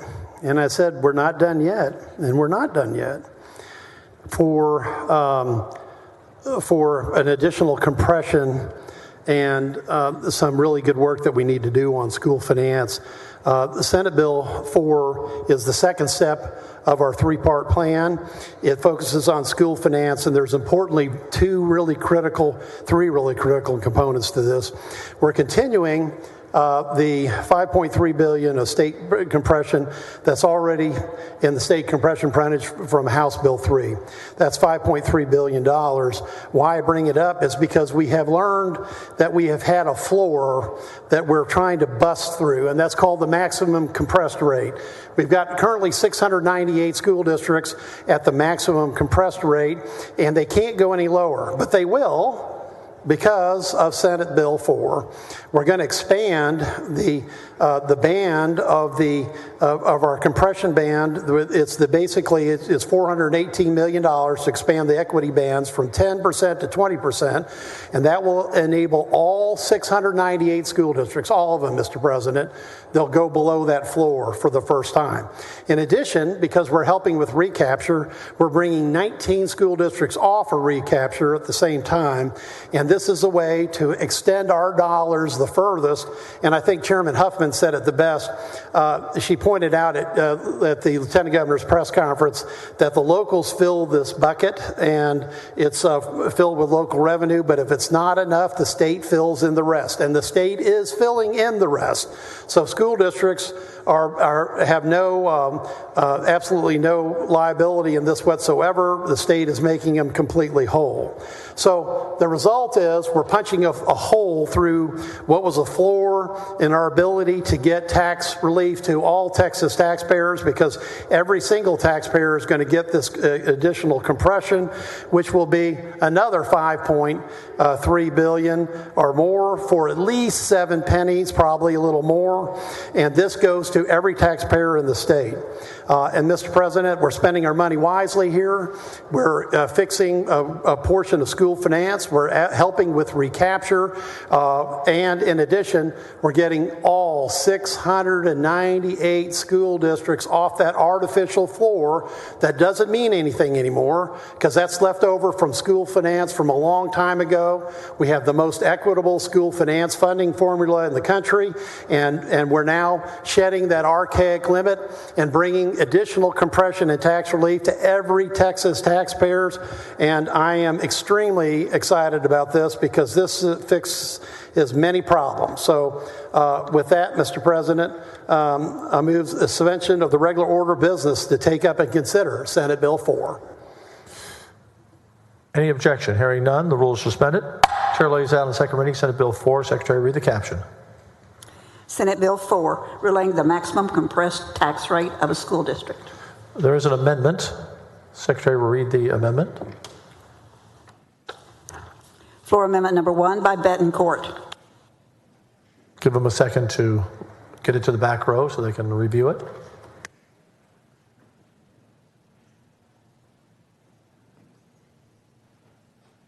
You're recognized to explain your amendment. Thanks, Mr. President. Members, this amendment clarifies that an ISD will continue to receive their full entitlement even if they fall out of recapture. There are a handful of districts across the state that recapture districts that are also offer a local option homestead exemption. The way school funding formulas currently work, if that recapture district falls out of recapture, they also offer a local option homestead exemption, or an LOHE. Their overall entitlement could be decreased because they also offer their taxpayers a break on their homestead exemptions. This amendment makes sure that no ISD will receive any less entitlement than they did the next year than they did this year. So with that, I move adoption. Any objection? Hearing none, the amendment is adopted. You're recognized passage to engrossment. Thank you, Mr. President. I move passage to engrossment on Senate Bill 4. Senator Johnson, did you have a question? I'm sorry. I didn't see your light in time. No, it was following the passage to engrossment. Okay. Any objection to passage to engrossment? Hearing none, the bill passes to engrossment. You're now recognized by the constitutional 3-day rule, Senator Bettencourt, but Senator Johnson, it'd be better to do it on. Yeah. Do you want to speak on final passage? Okay. You're recognized by the constitutional 3-day rule. Thanks, Mr. President. I move to suspend the constitutional rule that bills be read on three several days. Secretary will call the roll. Alvarado, Bettencourt, Birdwell, Blanco. 31 ayes and no nays. The constitutional 3-day rule is suspended. The chair now lays out on third reading and final passage Senate Bill 4. Secretary, read the caption. Senate Bill 4, relating the maximum compressed tax rate of a school district. Senator Johnson, for what purpose? Questions of the author? Do you yield? Certainly. Thank you, Mr. President, and Senator Bettencourt, thank you for years of work in this area and leading on this topic. As you and I discussed yesterday, this is a long-term fiscal commitment. This is not one of those things that we can just pay for as a one-off with the surplus, correct? That's correct. And are we as a body making a commitment in the future to continue to fund the amounts of money that are going to be called for as a result of this tax compression? Well, I certainly hope so, because while we can't bind future legislators to their actions, this bill is, the intent is clear that by using the procedures that we've got, it's in the base budget, it's appropriated, and when we get to the constitutional amendment, we'll talk about accessing that extra cash that's stranded. But no, the worst thing that could happen to any tax relief plan is to claw it back. So it's taken me 20 years to get here, and as long as I'm here, I will fight to whatever I have to make sure we never go back on our commitments to the taxpayers. And that clawback, I'm glad you brought that up. How much money are we talking about right now that's going to be for this session and for future sessions? Well, currently in the base budget, we've got $15 billion of tax relief that's budgeted. That's for Senate bills 3 and 4. We've got additional for this bill itself, how much money are we committing to paying from this biennium, and how much will it obligate us in future bienniums? If you look at just the compression portion of it, right? Okay, we're looking at $5.75 billion just for Senate Bill 4. And that's the ability to go past the compression floor plus the extra 7 pennies of compression. So yes, you're making a commitment to the taxpayers for $5.75 billion, and like we've done in previous tax relief, that bill has to be paid in perpetuity. Right, and the economy is doing great, our revenues are great, and we actually have reason to think that they'll be pretty good, if not even better than pretty good next session. But in 2 sessions, if we run into a deficit, what do we do about this commitment? Do we raise sales taxes? Do we cut education? Do we pull it out of the ESF? What do we do? What we do with this commitment is we honor it. That's the bottom line. But those are the questions we're going to have to confront if we hit a deficit. Right? I think that in the foreseeable future, I would say probably for 4 years, I don't see any possibility of that. Texas is too much of the job creation engine. We've got, very rapid sales tax increases. I think that in the foreseeable future we will be, but I can't disagree that someday there will be a crisis at some point in time, maybe. But we've made this commitment, and when you make a commitment to the taxpayers, because it's their money. See, that's what this all is about. Okay, we talk about tax relief, but somebody had to pay it first. So with the exemptions, we're doing a great thing, which is we're letting that money stay in the taxpayers' wallets, pocketbooks versus whatever, checking accounts, online. And here we're making a commitment that once we make it, we have to stand to it. I appreciate that. And this whole conversation is really about that promise we make to people of what we're going to do with their tax dollars. And in 30 years from now, they're going to wonder what we did with their money. And this is one of the things we're doing. And it's very popular. But we want to make sure that we're responsible with the money and responsible to our public education system, and don't make commitments that we either can't keep or are going to have to cause other damage in the future. So eyes wide open as we enter this. We're doing something that's popular. We're doing something that provides genuine tax relief for people, and it could require us to make some difficult decisions in the future. Well, and that's why we're going to the voters. We're going to go to the voters in November, and we're laying this out. We're laying out the homestead exemptions. We're laying out the creation of a new fund, and once they approve it, we have to honor it. And as long as I draw breath, I'm going to honor that vote of the public in November of 2023. I trust that you will. And the last point I'll make is we've brought in a lot of revenues in the past few years through federal stimulus actions that are not going to continue in perpetuity. And so again, eyes wide open going into this. We're going to have to manage our finances very well to keep this commitment. But thank you for the work on this. It's important. Thank you. Thank you, Senator Johnson. And I'm committed to that as well. We always take our steps very carefully so we don't overextend, but do all we can. Senator Eckhart, what purpose? Thank you, sir. To make comment on third reading. Okay, you're recognized. I have often said that the best property tax relief is the state paying its fair share. And I believe the intention in this bill and in the bills that are going through the Finance Committee now is for the state to pay its fair share in this cycle. But as the exchange that you just had with Senator Johnson illustrates, if for any reason the state is unable to or unwilling to pay its fair share going forward, this compression, which I'm 100% in favor of today, will become a starvation diet for our public education system. So I move that we put this exchange on the record so that by the time we get to the moment where we are not able to or unwilling to cover this delta, that we can come back to this moment and revisit this commitment. Senator Eckhart, are you moving to put your own comments on the record? No, the exchange between Senator Johnson and Senator Betancourt. Any objection, members? Hearing none. That motion is adopted. Thank you, Senator. Senator Gutierrez, excuse me, for what purpose? Thank you, Mr. President. Just for a few questions. Yes. Well, you can speak on the bill. Yeah. Do you yield? Yeah, thank you. You may ask a question if you wish. I'll yield for Roland. Go. Sophomore mistake. Thank you, Senator Betancourt, for all of this. We've all campaigned on this issue. You only have one school district, correct, in your community? No, I have more than one. Okay. There's one in Houston. No, I mean, no. I've got several. We got at least 8 and counting. Last time I checked. 8 and counting. Okay. So the only thing I'd ask is I have 45, and so you and I both know that this affects each one separately and differently. Some more beneficial than others. And so that, going into the future in this session and beyond, if we get district runs and equity notes, that's helpful.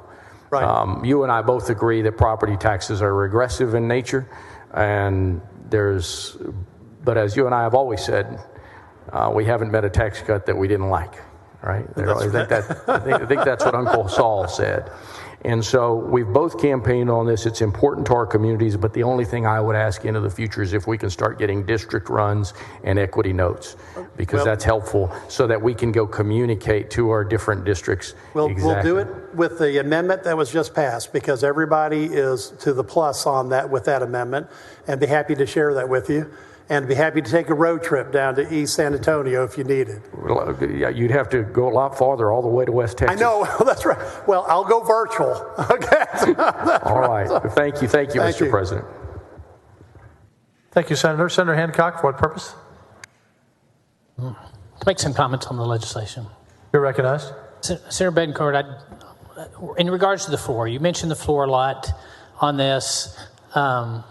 It is my understanding, if you agree to it, but that we created a very broad floor because of the historic value increases that we saw, and therefore what we didn't see was a reduction in property taxes at the local level that allowed the state to really pay the portion that we had set aside to pay, because values were so high, and because of the floor, local property owners did not see the reductions that we had anticipated or that we had hoped for as legislators when we passed HB 3. Would you agree?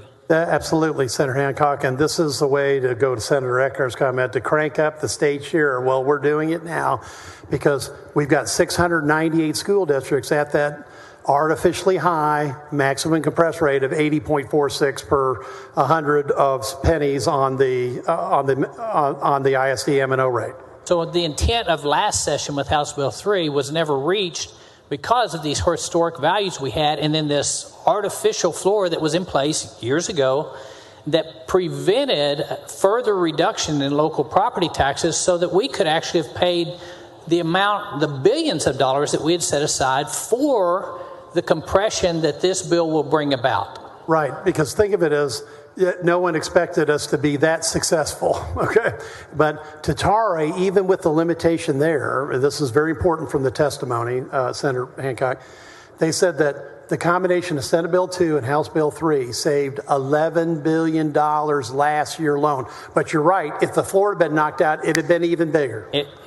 We had estimated it had been another 7, isn't that correct? Roughly 5 to 7. Well, yeah, maybe let's stay on the 5 side, okay, yeah, just to be safe. Over the 5 side. So, I mean, while we were pleased with House Bill 3 and the work that it did, the fact that the state continues to prosper and people continue to move here and values continue to go up really prevented it from doing all that we had hoped it would do. And what this bill does is it actually wipes away the problem we had in House Bill 3, which was that floor that picked up so many more districts than we ever anticipated. Right. Nobody ever thought that we'd have an appraisal increase year that would put 698 of the 1,100 school districts on the floor.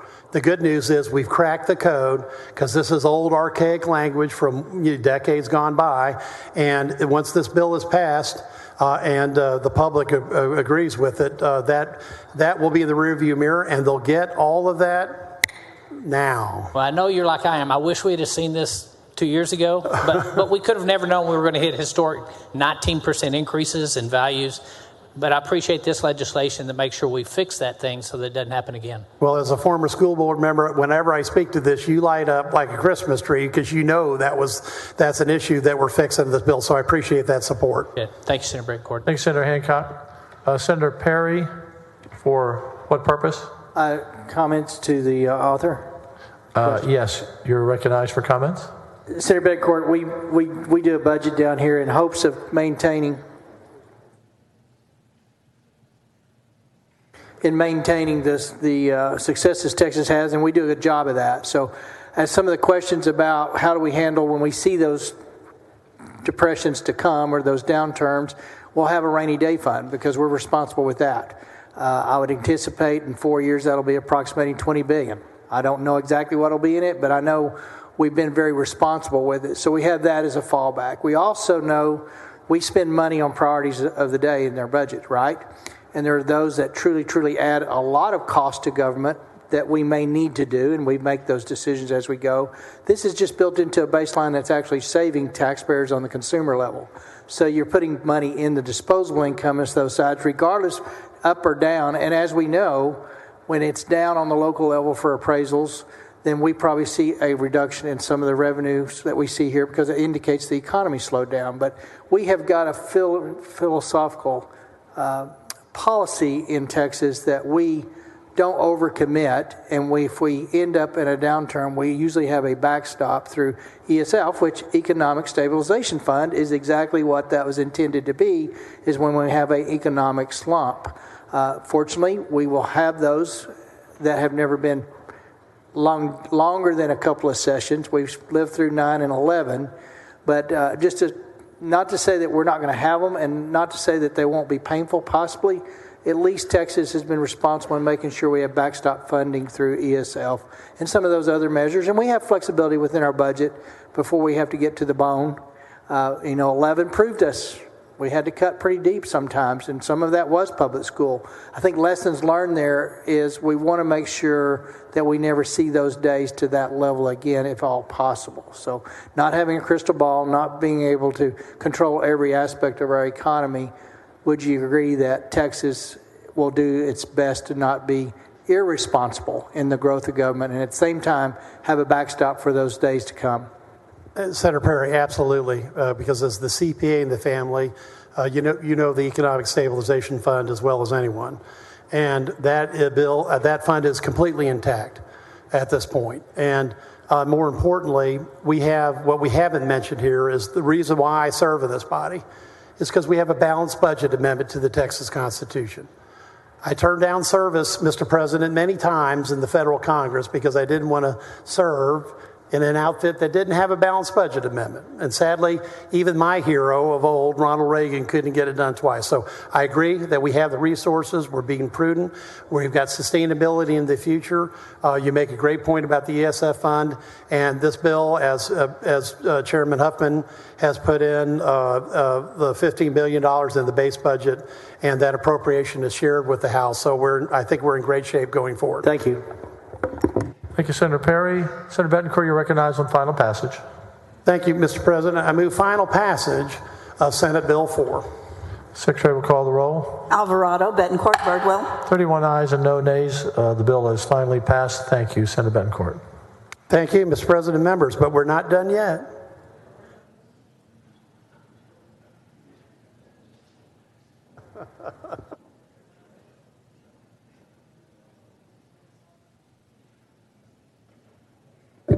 Senator Parker, you are seriously recognized this time. You had your first hazing bill a little earlier with the nose haze rush through. You're recognized to suspend the intent calendar, the regular order of business, and the printing rule on committee substitute for Senate Bill 5. Thank you, Mr. President. Members, I move suspension of the printing rule, the intent calendar rule, the regular order of business to take up and consider the committee substitute to Senate Bill 5, relating to an exemption from ad valorem taxation of a portion of the appraised value of tangible personal property that is held or used for the production of income, and a franchise tax credit for the payment of certain related ad valorem taxes. Members, as you all know, this is the third component of the Senate's property tax relief package, providing a total of $1.5 billion of relief to Texas businesses. Senate Bill 5 will provide for an increase to the business personal property exemption from a $2,500 de minimis exemption to a $25,000 universal exemption per situs, with reasonable guardrails set forth, incorporating language originally filed by Senator Springer. In addition to this unprecedented BPP exemption, Senate Bill 5 will also provide over $500 million in additional inventory tax relief administered on a pro rata basis to eligible taxable entities in the form of a credit of up to 20% of the amount of ad valorem taxes paid during a reporting period. Mr. President, I move suspension of the printing rule, the intent calendar rule, and the regular order of business. Any objection? Hearing none. Rules are suspended. Chair now lays out on second reading committee substitute for Senate Bill 5. Secretary, read the caption. Committee substitute Senate Bill 5 relating to an exemption from ad valorem taxation of a portion of the appraised value of tangible personal property that is held or used for the production of income, and a franchise tax credit for the payment of certain related ad valorem taxes. We have an amendment, members. Secretary, read the amendment. Floor amendment number 1 by Parker. You're recognized, Senator Parker. Thank you, Mr. President and members. This amendment provides technical corrections requested by the Comptroller to implement provisions of Senate Bill 5 and adjust the fiscal collars of the bill to meet our goal of providing $1.5 billion of tax relief to Texas businesses. I move adoption.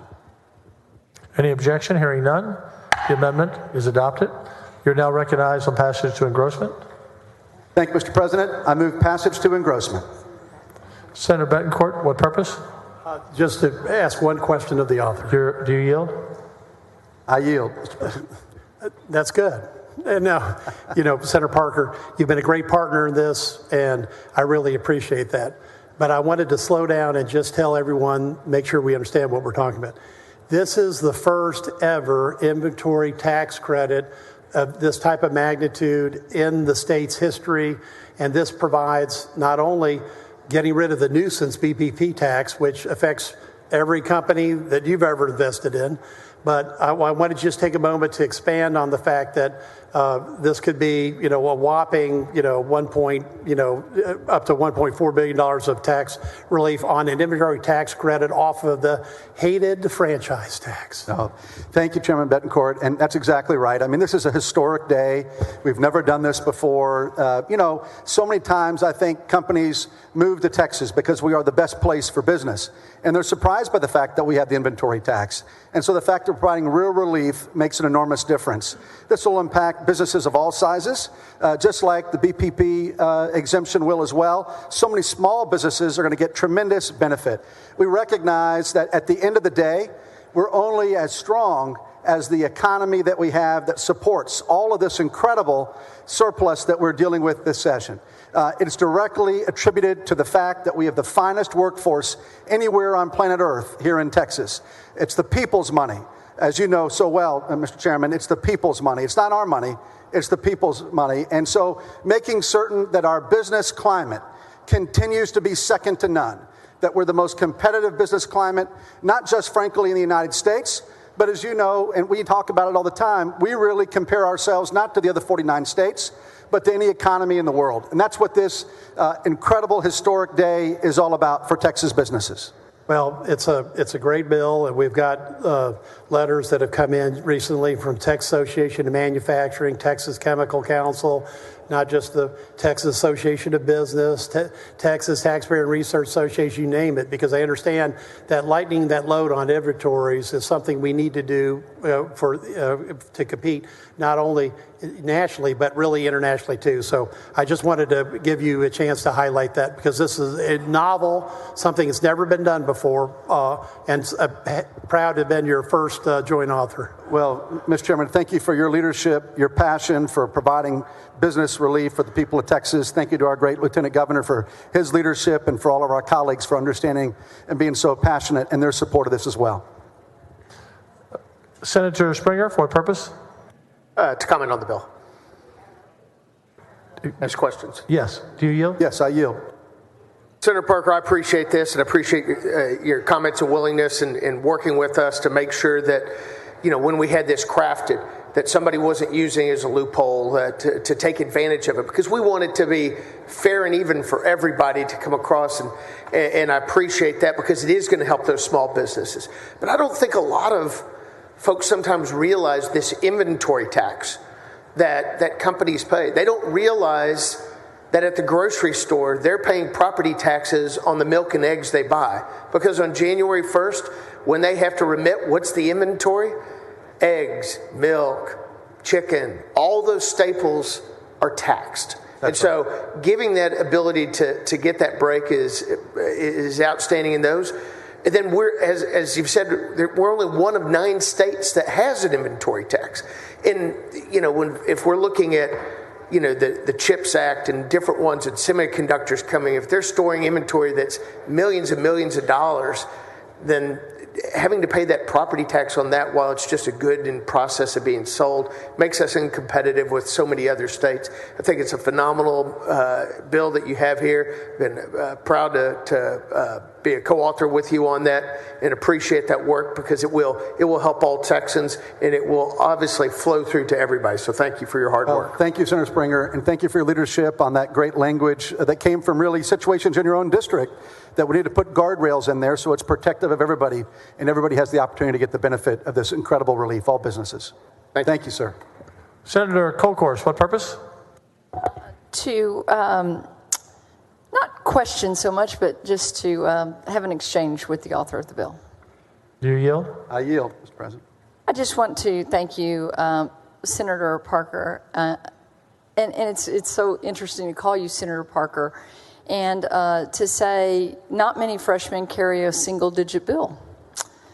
And so I was kind of sitting here absorbing everything. And I think that, Senator Bettencourt, I want to compliment you on how, Senate Bill 3 and Senate Bill 4. Senate Bill 4 being very technical when we get into compressions and floors and how that relates. It's extremely important because you're right, we hadn't busted through to compress down. But the spirit of these bills is to give the people their money back. Is that correct? That's exactly right. Absolutely, Senator. It's not our money, it's the people's money. They created it. It's their hard work daily that's created this incredible financial blessing and abundance that we have. And we're trying to give it back. That's exactly right. Well, I want to say that the pressures on business, so we know the pressures on homeowners because we get those emails all the time. And Senator Bettencourt has spoken to what we're going to do for retirees who are on fixed incomes, many of them.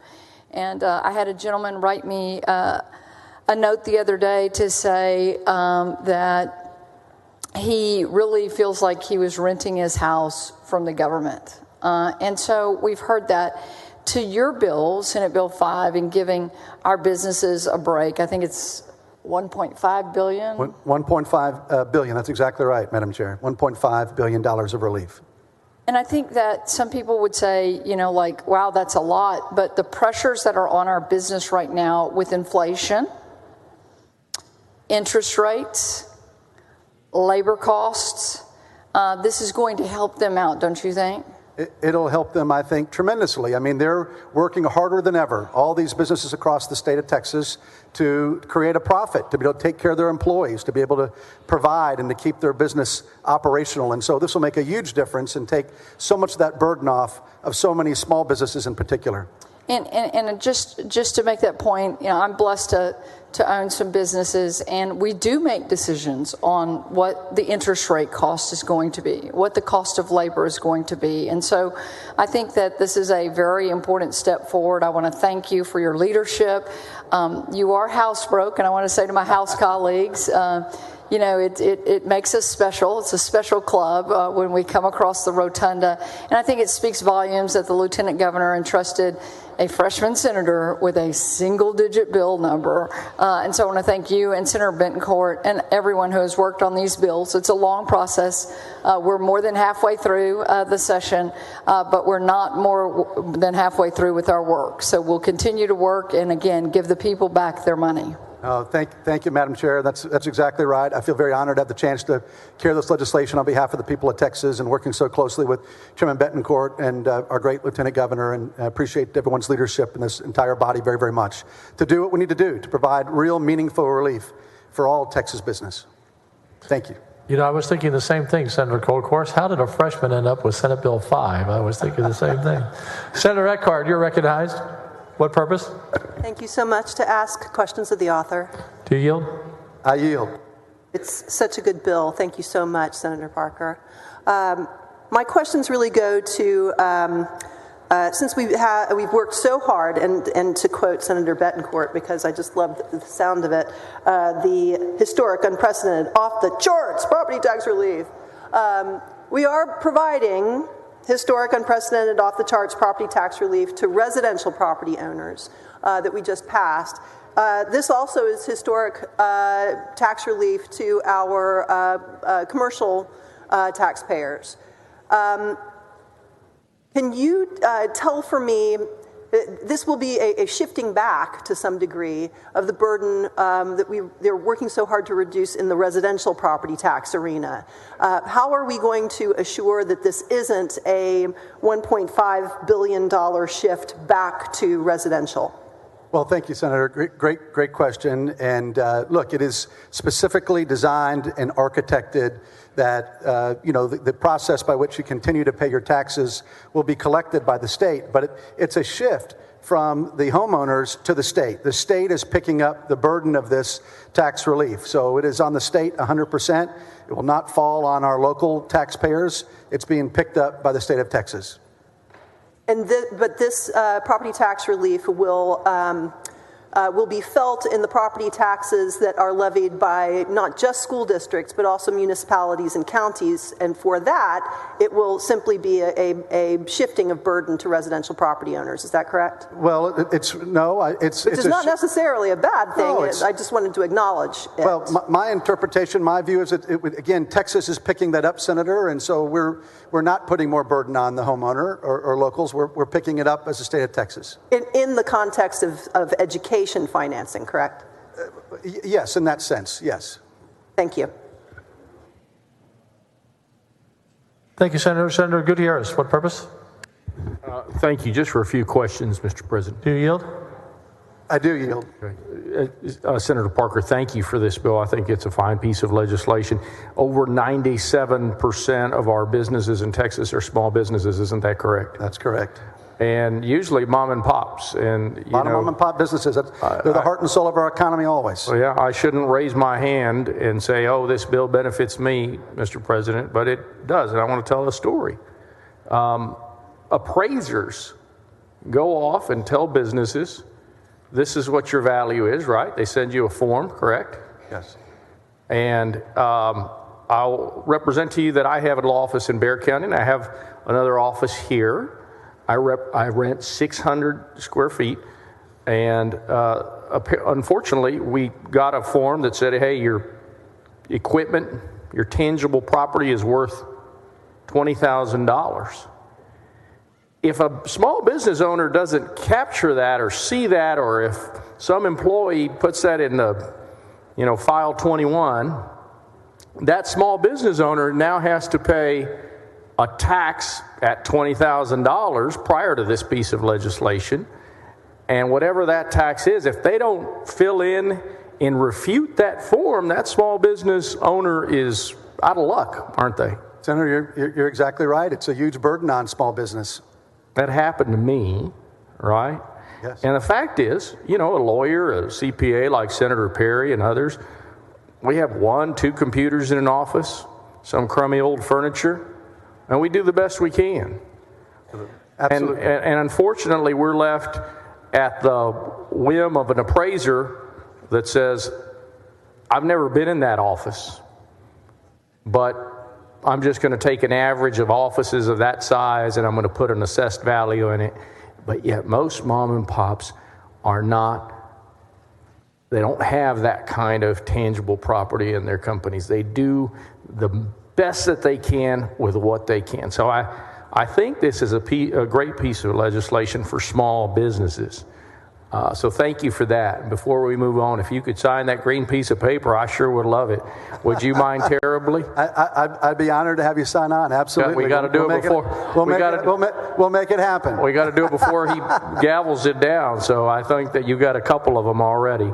So thank you for that on behalf of the small businesses like the insurance agents across the state of Texas and everybody else, and the lawyers like myself and the small mom and pops out there. I'll have you know, Senator Parker, that one time my wife and I, we were crazy enough to open up an Italian restaurant. Don't ask me why, Mr. President. We love Italian food. We thought it was a good idea. Hardest thing we ever did in our lives.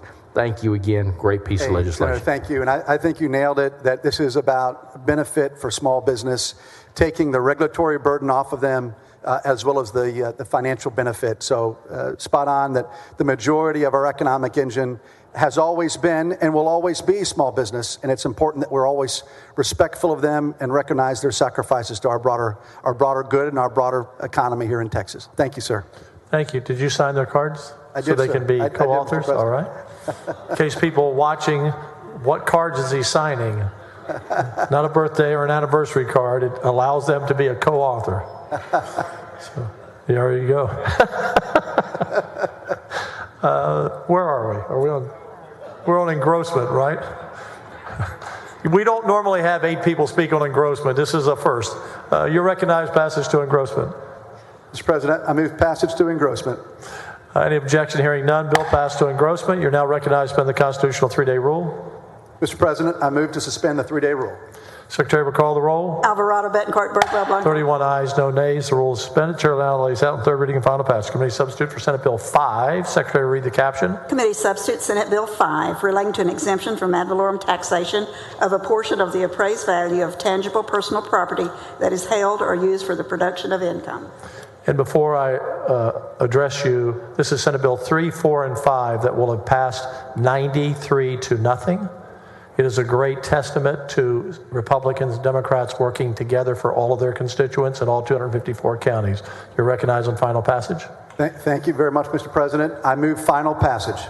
Secretary will call the roll. Alvarado, Betancourt, Birdwell. The bill is finally passed. Thank you, Senator. Good job. Thank you, Mr. President. 31 to nothing.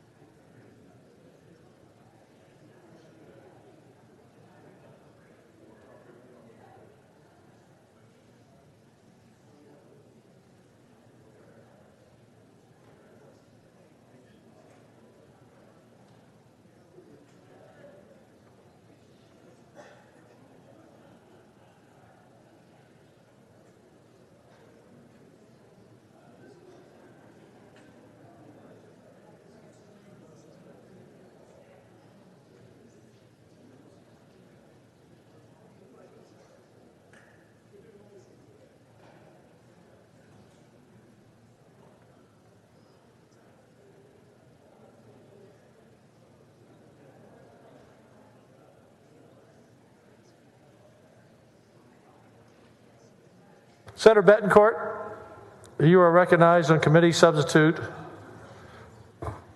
JR 3 on the intent calendar, the printing rule, and the regular order of business. Thank you, Mr. President. And wait, there's more. Because we're not going to just stop at 93 to 0. We're going to go to 124 to 0 because we've got the most important part of this whole plan, and that's the vote of the public. Because the committee substitute for Senate Joint Resolution 3, if approved by the voters in November, will increase the residential homestead exemption from the current $40,000 to $70,000.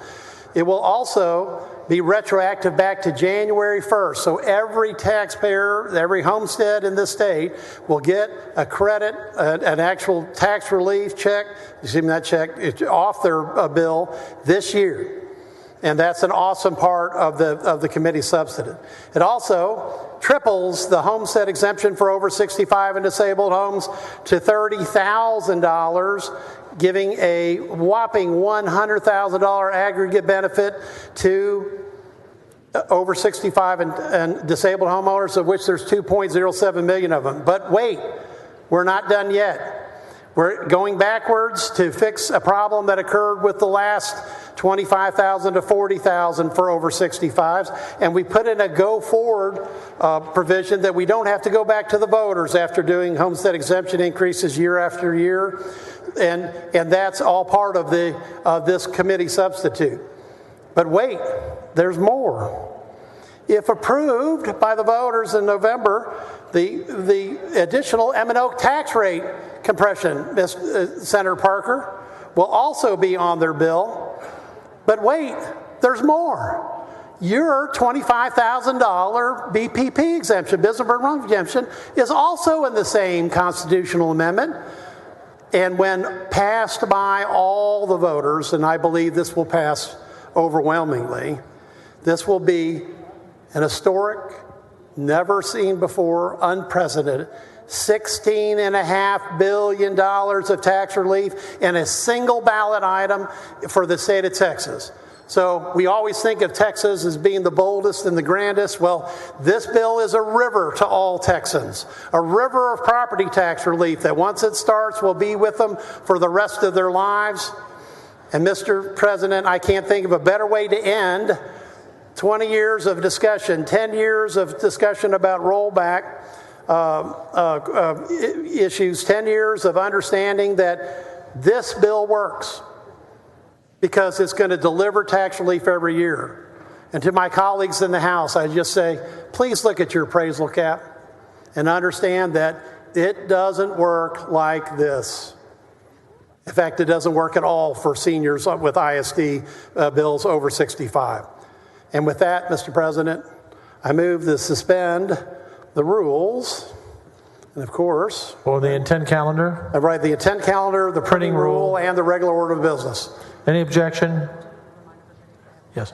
And by the way, our parliamentarian has made a great point to me here before, since we're going to have a lot more bills moving forward, we don't normally ask questions on engrossment, which we did all day today. We normally ask them on the suspension here. Not that you can't, but all the questions should really be on suspension as opposed to engrossment.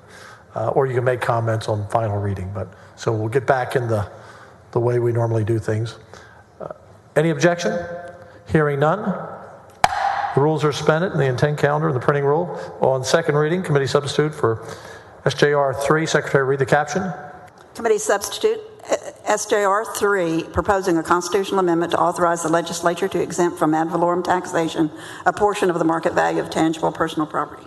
You recognize passage to engrossment. It's a great day, Mr. President. I move passage of the committee substitute of Senate Joint Resolution 3 to engrossment. Any objection? Hearing none. The bill passed to engrossment. You recognize constitutional 3-day rule suspension. Mr. President, I move to suspend the constitutional rule that bills be read on 3 several days. Secretary will read. Call the roll. Alvarado, Betancourt, Birdwell, Blanco. 31 ayes, no nays. The rule is suspended. Chair lays out in third reading and final passage. Committee substituted for Senate Joint Resolution 3. Secretary, read the caption. Committee substitute Senate Joint Resolution 3, proposing a constitutional amendment to authorize the legislature to exempt from ad valorem taxation a portion of the market value of tangible personal property. You're recognized on final passage. Mr. President, I never thought I'd stand before you in all the years we've known each other and talk about a Pete, okay, of $16.5 billion of tax relief, an inventory tax credit I've wanted to do since opposing the franchise tax 15 years ago. I know Lieutenant Governor was on that road trip too. Homestead exemptions for 5.72 million Texans. A whopping $100,000, over $1,000 benefit for every over 65 and disabled homeowner in the state, and compression for every other taxpayer, and the ability to fix things in the school finance code that have blocked us from getting that tax relief. It's a fabulous day, and I thank you for your leadership, because we have been working at this for a long time. 20 years ago this year, we came up to the Capitol as citizens to protest our property taxes. Secretary will call the roll on final passage. Alvarado, Betancourt, Birdwell, Blanc. 31 ayes and no nays. That's 124 to nothing on the three bills and joint resolution. Thank you, Democrats, Republicans, working together on this great legislation for your constituents. Thank you, Senator. That is the Texas Senate in action. 124 to 0, $16.5 billion of tax relief.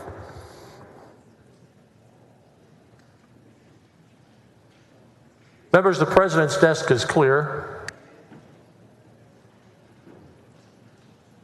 Members, the following motion in writing. Secretary will read the motion.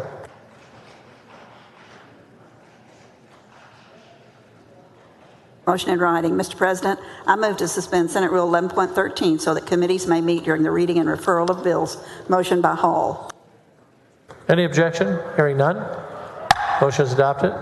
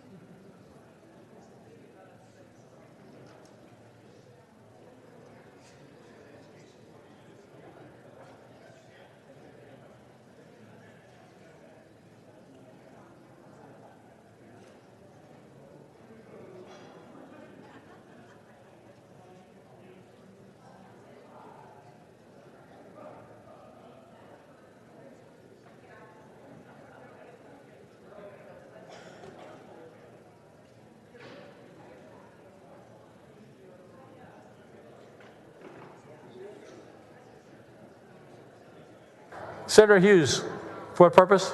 Thank you, Mr. President. For a motion, I move to suspend the posting rules to allow the Committee on Jurisprudence to meet at my desk, desk number 1, upon adjournment of the Senate to consider pending business. Any objection? Hearing none. You may do so. Motion adopted. Thank you.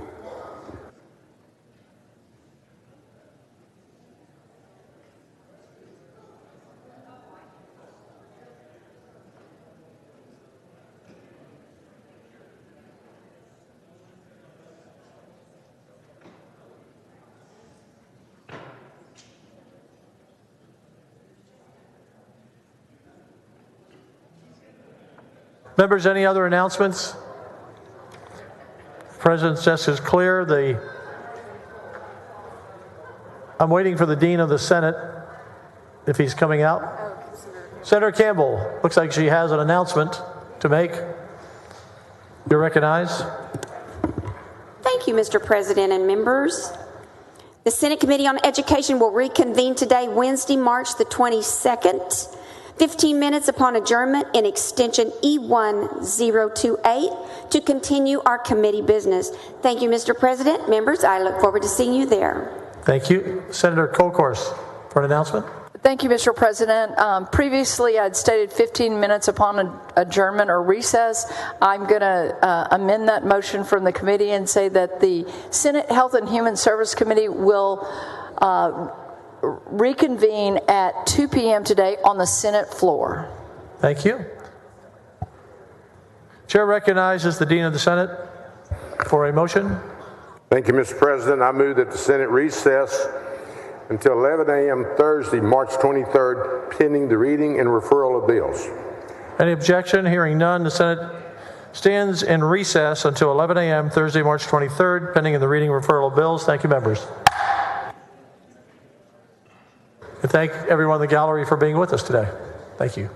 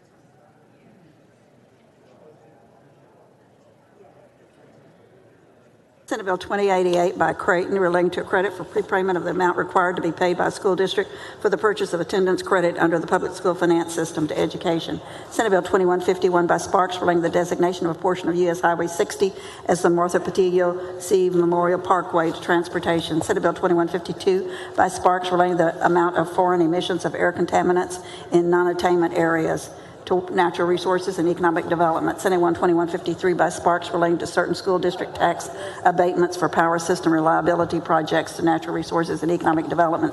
Senate Bill 2155 by Eckhart relating to the authority to appear by telephone or video conference in municipal and justice courts to criminal justice.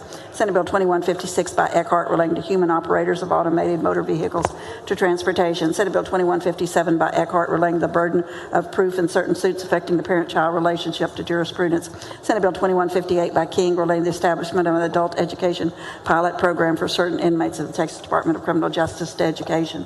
Senate Bill 2159 by King relating to prohibiting the use of certain social media applications and services on devices owned or leased by state agencies to state affairs. Senate Bill 2160 by Phil King relating to the authority of a county to restrict sex offenders from child safety zones to criminal justice. Senate Bill 2161 by King relating to the age limit for a beginning position in a police department under municipal civil service to criminal justice. Senate Bill 2162 by King relating to county appropriations to historical foundations or organizations to local government. Senate Bill 2163 by King relating to an exemption from ad valorem taxation of a portion of the appraised value of a property that is the primary residence of an adult who has intellectual or developmental disability to local government. Senate Bill 2164 by Hughes relating to restricting access to sexual material harmful to minors on an internet website to state affairs. Senate Bill 2165 by Alvarado relating to the inclusion of the National Sexual Assault Hotline on certain student identification cards to the Subcommittee on Higher Education. Senate Bill 2166 by Alvarado relating to the eligibility requirements for grants under programs of the Texas Commission on Environmental Quality to Water, Agriculture, and Rural Affairs. Senate Bill 2167 by Alvarado relating to the burden of proof in a trial de novo appeal of the appraised value of property to local government. Senate Bill 2168 by Alvarado relating to a mobile stroke unit grant program to Health and Human Services. Senate Bill 2169 by Alvarado relating to the prosecution of the offense of sexual assault to criminal justice. Senate Bill 2170 by Alvarado relating to the offense of public consumption of alcoholic beverages during certain hours to state affairs. Senate Bill 2171 by Alvarado relating to the qualifications of experts in certain healthcare liability claims to state affairs. Senate Bill 2172 by Alvarado relating to the adoption of a policy on the preclusion of private design professionals from contracting with the Texas Department of Transportation to transportation. Senate Bill 2173 by Alvarado relating to a pilot program for the safe disposal of controlled substance prescription drugs to Health and Human Services. Senate Bill 2174 by Hall relating to conducting certain medical examinations using telemedicine under the workers' compensation system to business and commerce. Senate Bill 2175 by West relating to the payment of certain employer contributions for employed retirees of the teacher retirement system of Texas.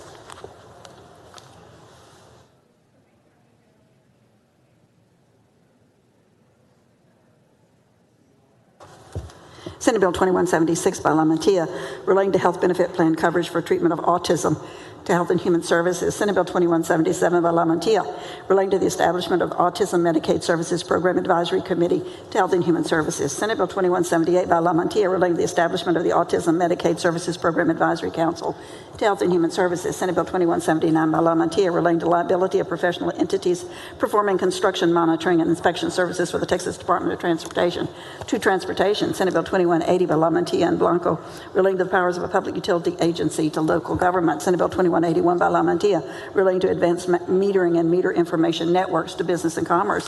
Senate Bill 2182 by LaMantia relating to the provision of financial assistance from the Flood Infrastructure Fund for certain projects to Water, Agriculture, and Rural Affairs. Senate Bill 2183 by LaMantia relating to the establishment of a task force to analyze the provision of financial assistance from the Flood Infrastructure Fund for the improvement of artificial drainage systems to Water, Agriculture, and Rural Affairs. Senate Bill 2184 by LaMantia relating to the authority of certain municipalities to authorize and finance certain venue projects to natural resources and economic development. Senate Bill 2185 by Menendez and LaMantia relating to bullying, cyberbullying, and identity-based bullying in public schools to education.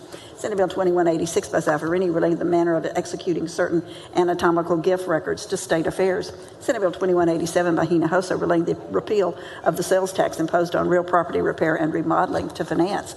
Senate Bill 2188 by Hinojosa relating to the determination of fees, charges, and rates for professional services under Medicaid to Health and Human Services. Senate Bill 2189 by Hinojosa relating to Medicaid reimbursement rates for certain ground ambulance services to Health and Human Services. Senate Bill 2190 by Zaffarini relating to the provision of applied behavior analysis and associated services through telecommunications to Health and Human Services. Senate Bill 2191 by Zaffarini relating to peer support specialists for individuals with an intellectual or developmental disability to Health and Human Services. Senate Bill 2192 by Hall relating to the contents of a petition filed with the Commission for Environmental Quality to local government. Senate Bill 2193 by La Mantilla relating to the operation and financing of the federally qualified health center primary care access program to Health and Human Services. Senate Bill 2194 by Menendez et al. Relating to promoting racial equity in the hiring and promotion of faculty members by public institutions of higher education to the Subcommittee on Higher Education. Senate Bill 2195 by Menendez relating to fair allocation requirements for manufacturers, distributors, or manufacturer representatives to business and commerce. Senate Bill 2196 by Hancock relating to the identification and mapping of aggregate production operations by the University of Texas Bureau of Economic Geology to natural resources and economic development. Senate Bill 2197 by Alvarado relating to the jurisdiction of county attorneys to file price gouging lawsuits in a declared emergency to state affairs. Senate Bill 2198 by Hall relating to the protection of an unborn child's rights and criminal liability and justification for prohibited conduct to state affairs. Senate Bill 2199 by Hall relating to protection of individuals from participation in a healthcare services for reasons of conscience to Health and Human Services. Senate Bill 2200 by Hancock relating to public acknowledgement of donations made to the Texas Department of Transportation to transportation. Senate Bill 2201 by Hancock relating to certain prescription drug benefits under the Medicaid Managed Care Program to Health and Human Services. Senate Bill 2202 by Zaffarini and Blanco relating to assessment of the condition of certain water utilities to Water, Agriculture, and Rural Affairs. Senate Bill 2203 by Hancock and West relating to the franchise tax credit for certain clean energy projects to finance. Senate Bill 2204 by Parker relating to exceptions to prohibited contracts or other agreements with certain foreign-owned companies to business and commerce. Senate Bill 2205 by Parker relating to the information that must be included in a school district bond election proposition to education. Senate Bill 2206 by Parker relating to the sale of bonds by certain special purpose districts to local government. Senate Bill 2207 by Parker relating to voidable provisions contained in certain construction contracts to business and commerce. Senate Bill 2208 by Parker relating to the venue for the prosecution of an election offense to state affairs. Senate Bill 2209 by Hancock relating to municipal civil service for firefighters and police officers to local government.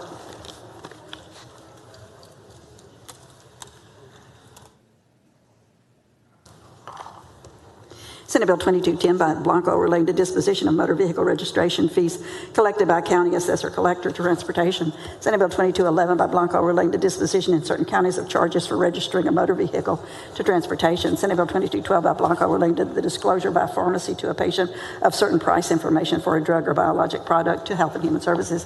Senate Bill 2213 by Blanco relating to establishing and funding a grant program to plug leaking water wells to finance. Senate Bill 2214 by Blanco relating to compensatory time off for certain state employees to business and commerce. Senate Bill 2215 by Blanco relating to the establishment of a dual language immersion bilingual education teaching certificate to education. Senate Bill 2220 by Menendez relating to the authority of certain municipalities and local government corporations to use certain tax revenue for certain qualified projects, natural resources, and economic development. Senate Bill 2221 by Schwertner relating to issuance of specialty license plates to honor Texas Sheriff's deputies to transportation. Senate Bill 2222 by Menendez relating to the issuance of private activity bonds for qualified residential rental projects to local government. Senate Bill 2223 by Menendez, I don't know who that is, relating to establishment at all, relating to establishing pilot program to offer assistance for older adults diagnosed with severe vision loss to Health and Human Services. Senate Bill 2224 by Menendez relating to authorizing the issuance of a special hospital license to certain establishments to Health and Human Services. Senate Bill 2225 by Menendez relating to the establishment of the Texas Students with Disabilities Scholarship Program to the Subcommittee on Higher Education. Senate Bill 2226 by Menendez relating to the reporting method in determining that a dog is dangerous to criminal justice. Senate Bill 2227 by Menendez relating to the list of retired and former judges subject to assignment to state affairs. Senate Bill 2228 by Menendez relating to requirements related to refunds and credit provided under terminated debt cancellation agreements to Business and Commerce. Senate Bill 2229 by Menendez relating to the minimum coverage amounts of motor vehicle liability to Business and Commerce. Senate Bill 2230 by LaMantia relating to the information required to be included in or with a school district ad valorem tax bill to local government. Senate Bill 2231 by LaMantia and Blanco relating to teacher certification examinations in bilingual target language proficiency to education. Senate Bill 2232 by LaMantia and Hinojosa relating to requirements for insurance agents offering windstorm and hail insurance policies to Business and Commerce. Senate Bill 2233 by LaMantia and Hinojosa relating to automatic renewal of certain policies issued by the Texas Windstorm Insurance Association to Business and Commerce. Senate Bill 2234 by LaMantia relating to the provision of financial assistance by the Texas Water Development Board for the development of certain projects in economically distressed areas to Water, Agriculture, and Rural Affairs. Senate Bill 2235 by LaMantia relating to the composition of the Port Commission of the Port of Corpus Christi Authority of Natchez County to Transportation. Senate Bill 2236 by LaMantia relating to the list of reading instruments adopted and maintained by the Commissioner of Education to Education. Senate Bill 2237 by LaMantia relating to birth records of adopted persons to Health and Human Services.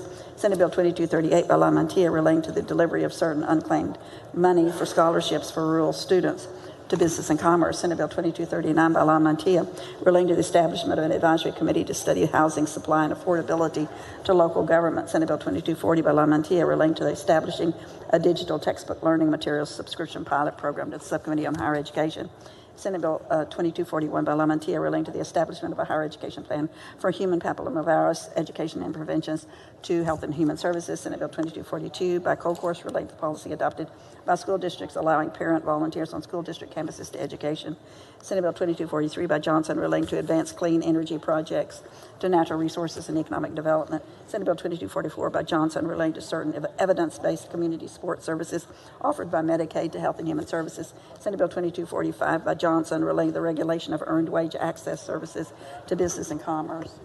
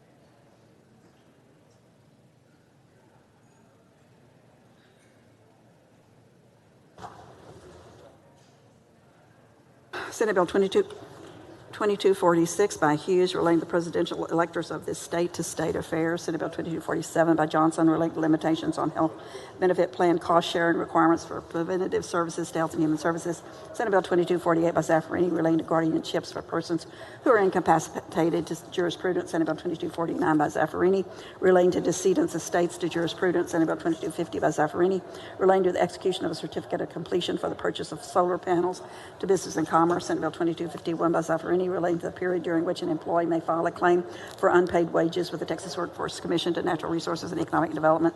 Senate Bill 2252 by Hughes relating to the electronic submission of dealers' motor vehicle inventory tax statements to local government. Senate Bill 2253 by Blanco relating to addressing abusive conduct in the workplace to Natural Resources and Economic Development. Senate Bill 2254 by Blanco relating to a report regarding certain residential and non-residential services provided to individuals with an intellectual or developmental disability to Health and Human Services. Senate Bill 2255 by Blanco relating to cooperation between social media companies and law enforcement agencies to state affairs. Senate Bill 2256 by Blanco relating to the verification of health care practitioner continuing education compliance to Health and Human Services, Senate Bill 2257 by Blanco, relating to the compensation of a distributed renewable generation owner in certain areas outside of ERCOT to Business and Commerce, Senate Bill 2258 by Blanco, relating to authorizing certain cities to change the date on which their general election for officers is held to State Affairs, Senate Bill 2259 by Blanco, relating to the legislature's goal for base load electric generating capacity to Business and Commerce, Senate Bill 2260 by Blanco, relating to management review of certain investigations conducted by the Department of Family and Protective Services to Health and Human Services, Senate Bill 2261 by Blanco, relating to the training program required for certain employees of the Department of Family and Protective Services to Health and Human Services, Senate Bill 2262 by West, relating to an adjustment of the average daily attendance of a school district to education, Senate Bill 2263 by West, relating to school safety allotment under the public school finance system to education, Senate Bill 2264 by West, relating to the calculation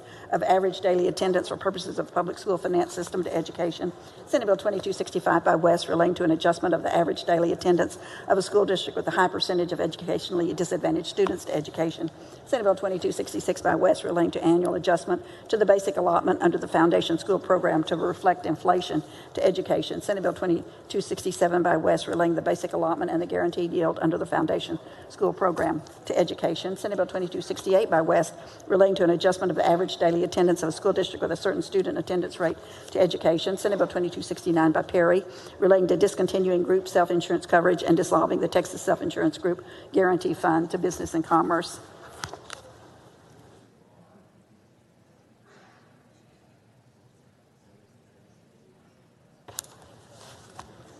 Senate Bill 2270 by Perry, relating to instruction in cardiopulmonary resuscitation to education, Senate Bill 2271 by Hughes, relating the filing fee required for certain candidates to State Affairs, Senate Bill 2272 by Hughes, relating the operation of the Texas Property and Casualty Insurance Guarantee Association to Business and Commerce, Senate Bill 2273 by Colcourse, relating to requiring semi-annual school safety meetings in certain counties to education, Senate Bill 2274 by Colcourse, relating to regulation of fusion energy to Business and Commerce, Senate Bill 2275 by Hughes, relating to the authority of the Supreme Court of Texas to adopt certain rules to State Affairs, Senate Bill 2276 by Zaffirini, relating to requiring parental consent for peace officer interviews of certain children to criminal justice, Senate Bill 2277 by Zaffirini, relating to special appointments in suits affecting the parent-child relationship to jurisprudence, Senate Bill 2278 by Blanco, relating to Medicaid coverage and reimbursement for functional family therapy services to Health and Human Services, Senate Bill 2279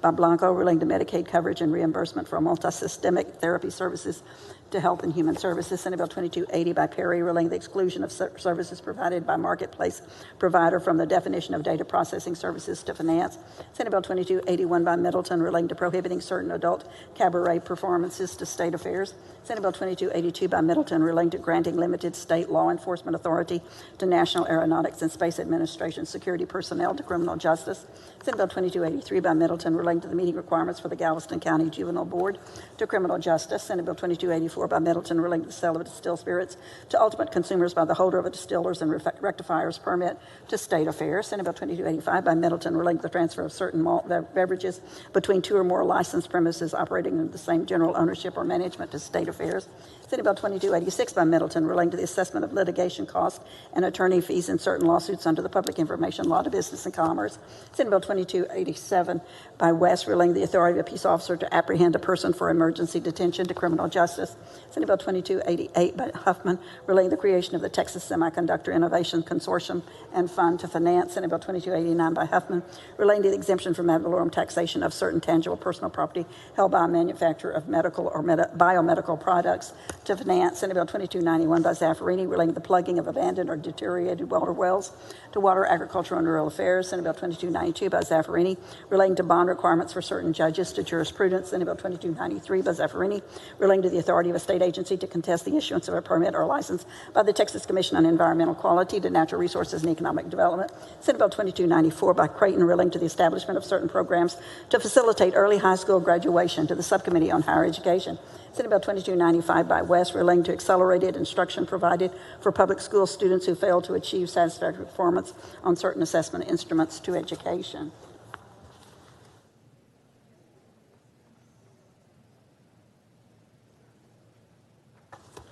Senate Bill 2296 by Gutierrez, relating to the payment of certain fines and court costs by an inmate during a term of imprisonment or following release from the Texas Department of Criminal Justice to criminal justice. Senate Bill 2297 by Gutierrez relating to emergency operation plans for school districts and public junior college districts to promote safety and positive schools to education. Senate Bill 2298 by Gutierrez relating to crime victims' compensation to criminal justice. Senate Bill 2299 by Zaffarini relating to the identification of constitutional or statutory provisions of this state that have been invalidated or otherwise limited by state appellate court to state affairs. Senate Bill 2300 by Zaffarini relating to establishing a statewide reading enrichment program to natural resources and economic development. Senate Bill 2301 by West relating to the use of average enrollment for purposes of the public school finance system to education. Senate Bill 2302 by LaMantia relating to certain powers and duties of a drainage district to local government. Senate Bill 2303 by LaMantia relating to public school accountability to education. Senate Bill 2304 by LaMantia relating to providing information regarding the Texas Driving with Disability program to education. Senate Bill 2305 by Zaffarini relating to creating a criminal offense for interfering with a motor fuel metering device to criminal justice. Senate Bill 2306 by Zaffarini relating to the Financial Crimes Intelligence Center to criminal justice. Senate Bill 2307 by Zaffarini relating to the prosecution of the offense of fraudulent use or possession of credit card or debit card information to criminal justice. Senate Bill 2308 by Hinojosa relating to taxes on e-cigarettes and alternative nicotine products to finance. Senate Bill 2309 by Hinojosa relating to the verification disclosure of the contents of oil and gas waste stored in pits at a commercial oil and gas waste disposal facilities to natural resources and economic development. Senate Bill 2310 by Hinojosa relating to longevity pay for certain prosecutors to finance. Senate Bill 2311 by Hinojosa relating to a bona fide offer for the acquisition of real property through condemnation to state affairs. Senate Bill 2312 by Hinojosa relating to the authority of the Commissioner of Education to resolve unintended consequences from school finance formulas to education. Senate Bill 2313 by Hughes relating to prohibiting public institutions of higher education from requiring diversity training as a condition for enrollment or registration to the Subcommittee on Higher Education. Senate Bill 2314 by Hughes relating to a membership interest in a limited liability company subject to a charging order to Business and Commerce. Senate Bill 2315 by Hughes relating to the creation of a task force to develop a plan for the consolidation of the functions of workforce development programs administered by the Texas Workforce Commission to finance.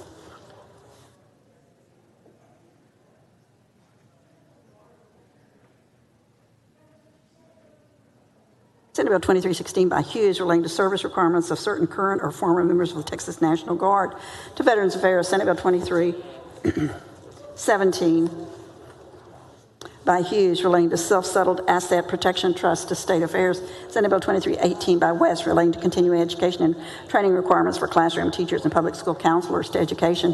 Senate Bill 2319 by West relating to the incentive for public schools that provide additional instructional minutes for all students to education. Senate Bill 2320 by West relating to required training regarding trauma-informed care for certain child care providers to Health and Human Services. Senate Bill 2321 by West relating to requiring the Board of Trustees of each school district to create a non-voting student trustee position on the board to education. Senate Bill 2322 by West relating to measures to improve school district classroom teacher retention to education. Senate Bill 2323 by Zaffarini relating to the use of state property by state officers and employees to Business and Commerce. Senate Bill 2324 by Zaffarini relating to the exemption from ad valorem taxation of certain property used to provide low-income or moderate-income housing to local government. Senate Bill 2325 by Zaffarini relating to the eligibility of certain events for funding under the Major Events Reimbursement Program to natural resources and economic development. SJR 83 by King proposing a constitutional amendment authorizing the legislature to provide for an exemption from ad valorem taxation of a portion of the market value of a property that is a primary residence of an adult who has an intellectual or developmental disability to local government. SJR 84 by Hall proposing a constitutional amendment recognizing the right of an individual to refuse a vaccination to state affairs. SJR 85 by LaMantia providing a constitutional amendment increasing the amount of additional general obligation bonds that may be issued by the Texas Water Development Board to provide financial assistance for the development of certain projects in economically distressed areas to Water, Agriculture, and Rural Affairs. SJR 86 by Betancourt et al. Proposing a constitutional amendment requiring this state to observe daylight saving time year-round to state affairs.